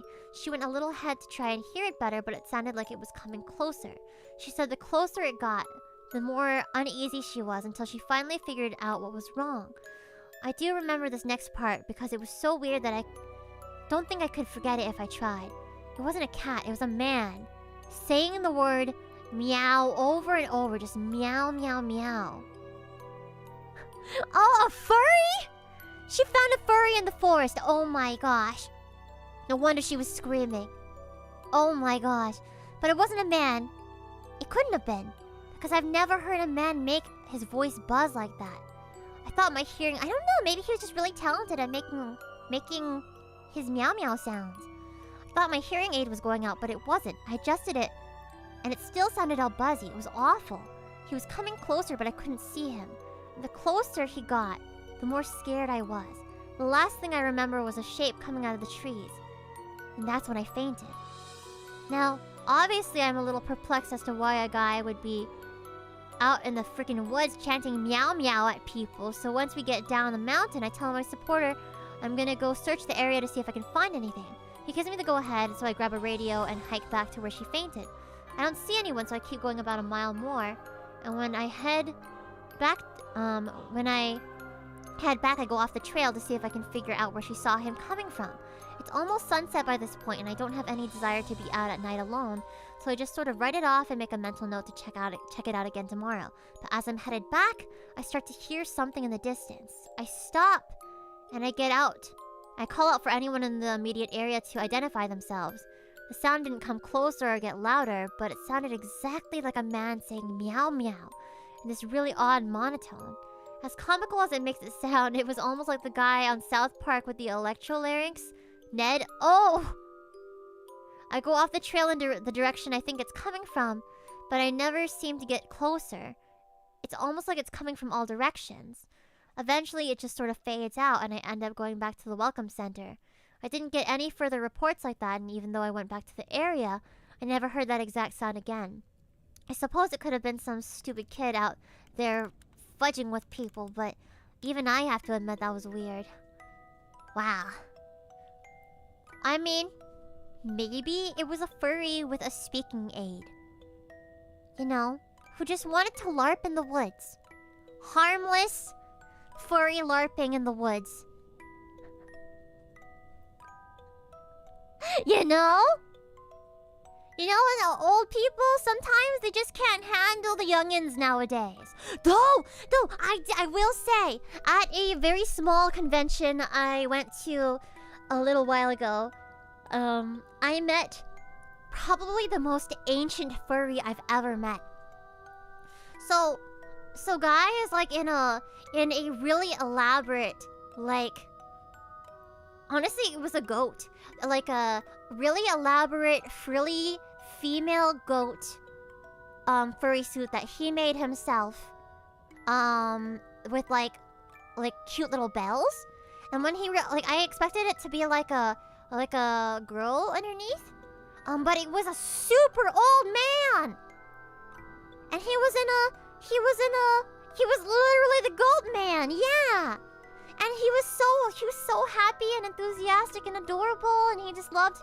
And then I was like, your first suit's really cute. Did you make it yourself? I like the bells. And then he told me all about this. And he talked about the name of his fursuit identity, his furry identity, and did he have a long white beard? I think so, yeah. I think so. And I was like, he actually did. He had long white hair. And he was so happy, and he I guess he first explained to me, but he was just really enthusiastic, and he was telling me about a fellow furry in the community that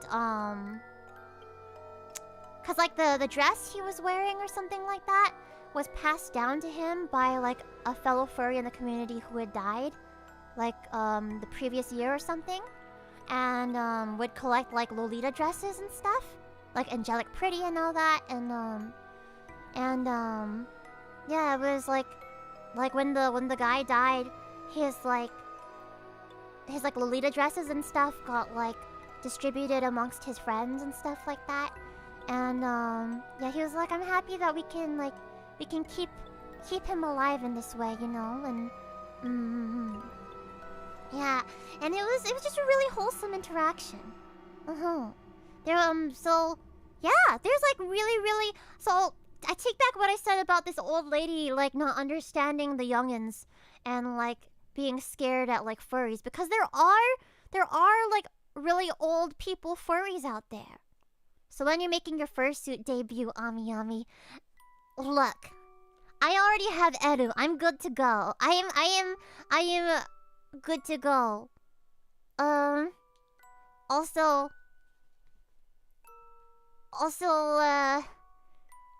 what would you do? I would rather get a Pikmin onesie, you know? It's but who knows? Maybe it'll be the Kigurumi to fursuit pipeline. Maybe. Ami's a furry I will never recover. I'm not a furry, but I respect the ones that I have met so far, because they're very passionate about what they do. And furries, they're flippin' rich somehow. They have yeah, so I have a lot of onesies. I just don't know where they are. They might be at my parents' house or something like that. Cause I have a Moogle onesie. I have a piggy, a pig onesie. I have a Doraemon onesie. I have a Totoro onesie. A Pikachu onesie. A lot of onesies. But they must all be at my parents'. Yeah, the suspiciously wealthy furries. Exactly, Mako. Exactly. Yeah, some of these fursuits have built-in air conditioning systems as well, so that you don't get heat stroke when you're in them. And they also commission a million arts and stuff. Yeah. They would be rich if they didn't pay for those suits. No, they continue to be rich because I see them. I see them commissioning like super expensive art on Twitter all the time. You know? Why make a fursuit when you're wearing a VTuber skin already? Oh yeah, it is somewhat similar, huh? It is somewhat similar. There's a part 3? I have never read this one before. Technically, VTubers are just furries in anime girl fursuits. Oh, you know, there are.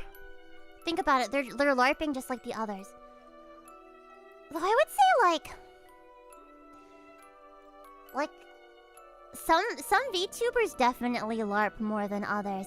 I feel grateful that you know, Ami Ami can just be herself with you guys on stream. And not like feel a need to pretend or anything like that, I guess.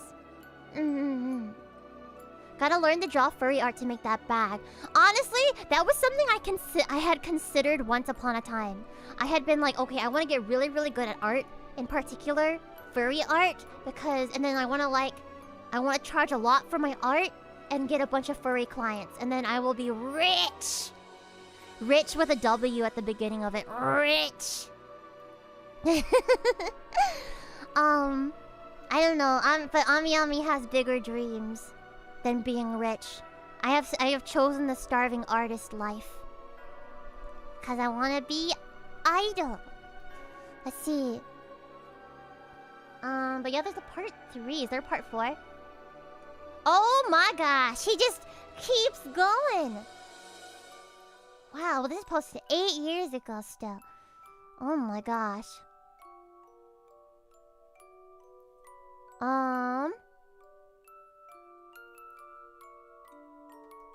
Let's see. Oh, there's another story about the stairs. Let's find specifically the one about the stairs.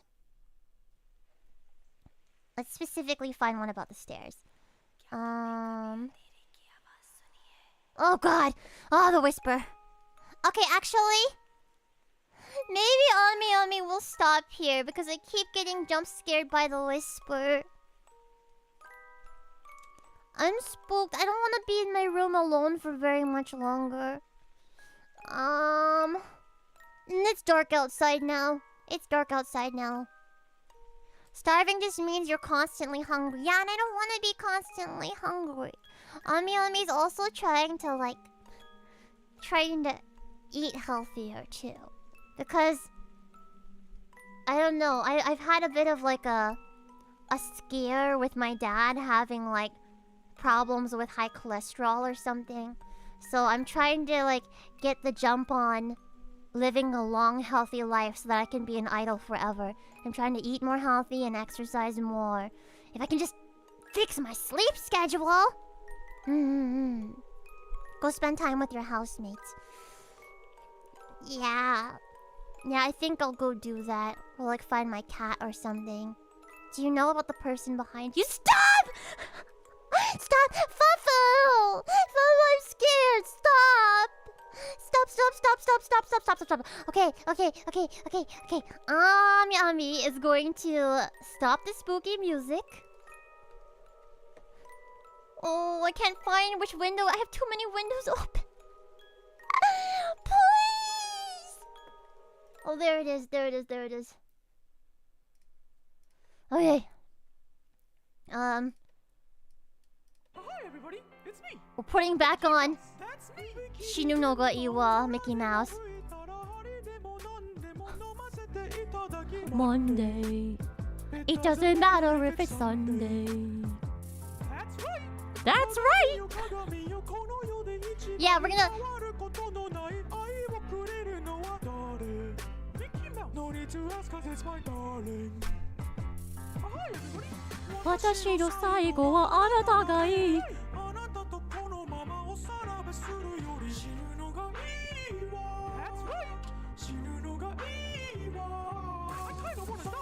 I kinda wanna die. Yeah, this is what we call a banger. That's what this is. The twerking.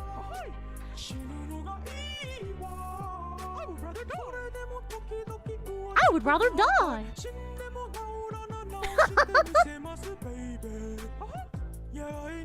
Macho baby. Yeah, this is art. Wow, Ethasis, thank you.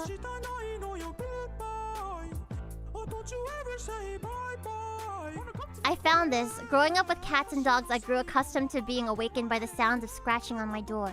Now that I live alone, the sound is much more disturbing. No! I was gonna say one sentence horror story, but that's like 2 sentences.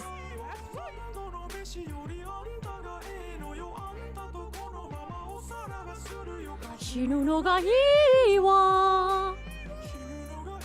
Shinu no ga ii wa. Hi! I just wanted to let everybody know that this is not an AI cover, but it's actually me, Mickey Mouse. Mickey Mouse. How are you doing today? I hope you're having a very nice day. If you would like to, Mickey wants you to have a happy day. you can play with my friends Goofy, Minnie, and Pluto. But for now, everybody say with me, I would rather go. 私最後はあなたがいい。死ぬのがいいわ。I don't like his teeth.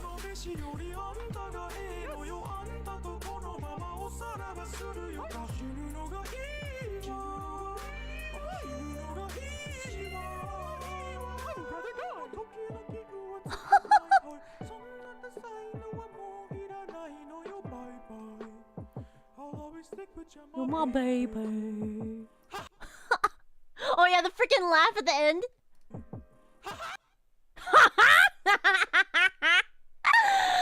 Oh my god, we need the Ami Mickey covers.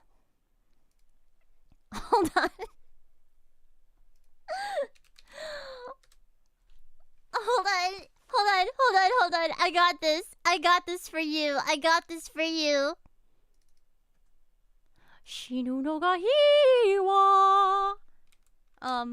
Give me a second. Shinu no ga ii wa. Okay, Jan.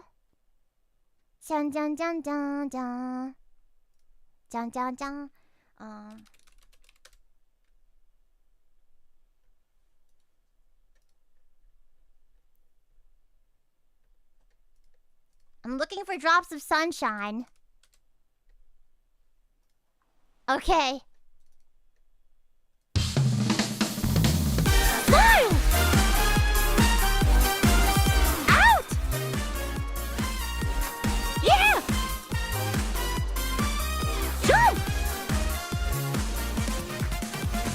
When the rain casts a cloud upon my mind through misty eyes, when I find I'm in a bind, I remember no matter the weather, if you try, you'll be pleasantly surprised. Ha! 日が来て、大雨になったら一緒に遊ぼう、そのに笑おう、指先で虹がこう The sun's about to come out. Oh my god. Oh, without a doubt, pink flowers sparkle and shine, invite to the world and scatter around their drops of sunshine. Thunderous voice calls out on the airwaves from worlds apart. Turns out the weather's just fine. Be it cloudy or clear, everything is alright. Come to my clubhouse! Thunder rings through the room as the thunder starts to boom. In those moments, what's a mouse to do? But he goes up to incredible, and kura kutemo. その道が照らされてるよ Hola, here we come, our son, marching and playing a rhythm of our own choice. Come and play with me and Mickey. I mean, Minnie. I mean, I'm totally Mickey. Oh, what are the lyrics here? Come on, no one. Smile, 'cause the sun's about to come out. Oh, without a doubt. Spring showers sparkle and shine, bringing life to the world and scatter around their drops of sunshine. Under this voice shout out on the airwaves from worlds apart. Turns out the weather's just fine. Be it cloudy or clear, everything is alright. 涼しい風が吹いてる、雨が幸せを残してる、あっちもこっちもどんな天気になっても Happy with cannot hang across the sky. driving right on and over to our Disneyland! Woohoo! And the weather's just fine. I'm gonna make today mine. Take a jump, leap into another point of view. Laugh, make a splash in a pretty puddle full of sunshine. Come play with me in my clubhouse! Ew! I have disgusted myself. This was the most horrifying thing of the entire stream. I hate it. Thanks. Anyway, before I go ahead and read off some of our super chats, donos, and memberships from today, I wanted to say thank you so much, everybody. I love you. I hope it wasn't too spooky. And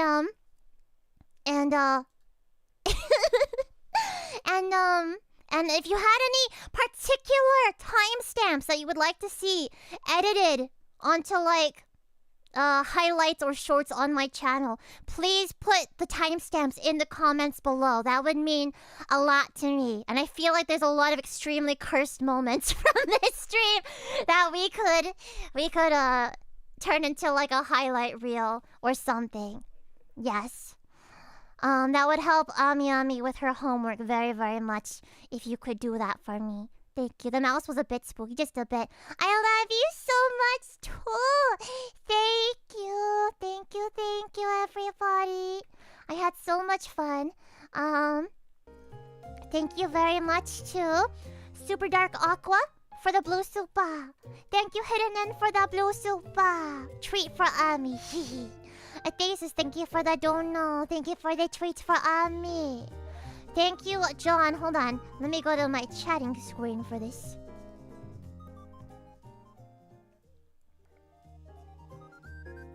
Oh yeah, the SpongeBob version of Super Idol, that was pretty good. Maybe I'll play that as my ending song. Maybe I'll play that as my ending song for today.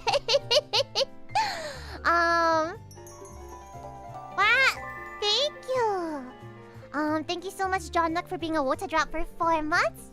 Gotta live creepypasta. Love creepypastas as well as SCPs. And gay Pikmin. Yes. Sid of Antioch, thank you so much for the donut. Ami Love. Sid Love! Orel Onyx, thank you for being a frog champ for 3 months. If you could wear any costume you like, which would you wear for Halloween? And we answered this one. I'd probably be a pumpkin. Millie, thank you for the creepypasta and the dono. I'm sorry I couldn't get to everybody's creepypasta suggestions for today. But well, we should do this again sometime. Thank you, Esker Kerr, for being a frog champ for 3 months and for holding my hand while we read. Esker, thank you for the 5 gifted memberships earlier again. Thank you again, Ethasis, for the 5 gifted memberships. Thank you, Hidden In, for the 5 gifted memberships. Thank you, Kone-chan, for the raid earlier as well. Thank you, Kuraga, for being frog champ for 2 months. Thank you, Ethasis, for the dono as well and the whisper jump scare. BB Des, thank you for being frog champ. BB Des, thank you as well for the blue super. Flam Drink, thank you for the dono earlier, and I'm happy that you got home safe. Ethasis, thank you for the dono as well, and the 2-sentence horror story. Thank you, Aqua, for the dono just now. Super Dark Aqua says, thank you for the stream, Ami Ami. Thank you! It was very spooky and very fun. Hope you have a good, not scary night. Love you, Ami Ami. I love you too, Aqua! And I hope you guys have a good and not spooky night as well. It's not real, it can't hurt you, except for the stairs in the woods. So unless you live in the woods, you're good. Nono Man, thank you for the dono. Thank you for the super. The moral of the stream is that stealing bad. Yeah! Stealing bad. So don't steal anybody's Game Boy Advance SP Blue Edition. Thank you for being so brave on me. Thank you, Snake, for helping me be brave. Thank you. Let's see. And thank you, Ethasis, so much for the dono as well. Thanks for the spooky stream today, Ami Ami. As a big, scary/horror fan, it was so much fun listening to the stories. Ami Love, don't look behind you. It doesn't like to be... Stop! Ethasis Love. Oh, I'm trying to not be scared right now. At least I have happy music going on right now. I might can't stop me. No, have a happy night. You're gonna have a happy night. But like, feel free to go back and watch the VOD if you just got here. Try tonight. VOD champs are valid too. I love you, VOD champs. We love you. Oh, no spoobies. Hi, Bumblebee. Oh my gosh, your profile picture's so cute. Yeah, today was spoobies. Tomorrow's gonna be more spoobies. I'm gonna be playing a RPG Maker horror game that I've been really wanting to play called Dreaming Mary. So I hope you guys will be able to check that out tomorrow as well. It's gonna be a little later tomorrow. It's gonna start at 6:30 p.m. Pacific time. 6:30 p.m. Pacific time. That's 9:30 p.m. Eastern time. Yes. That's the time it's gonna be. Well, thank you guys. I love you. Hi, Forte, Konkero. And Tyler, thank you for the blue super. Don't look under your bed. He doesn't like that.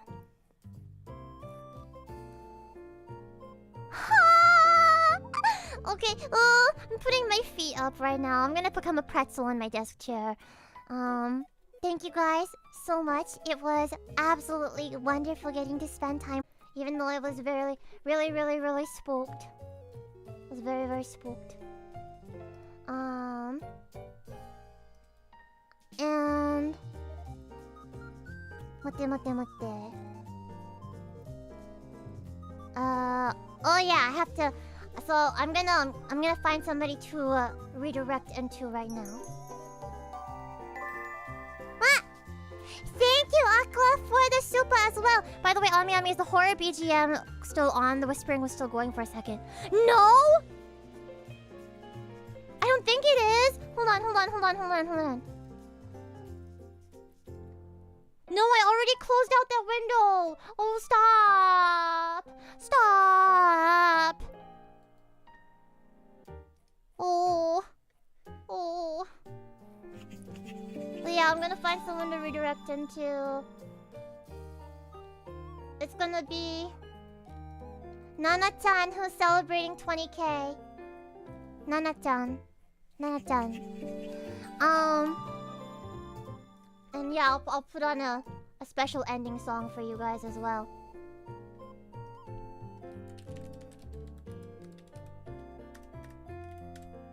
Okay, you guys.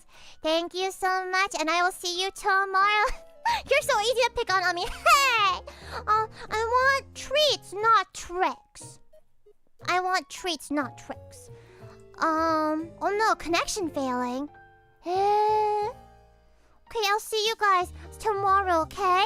I'll see you tomorrow, right? It's gonna be spooky tomorrow too, so please come. Because I'm gonna be too scared. Bye. And I'll see you. I'll see you.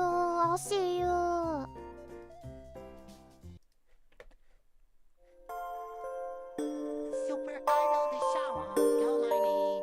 Time by you semo, they don't mind me.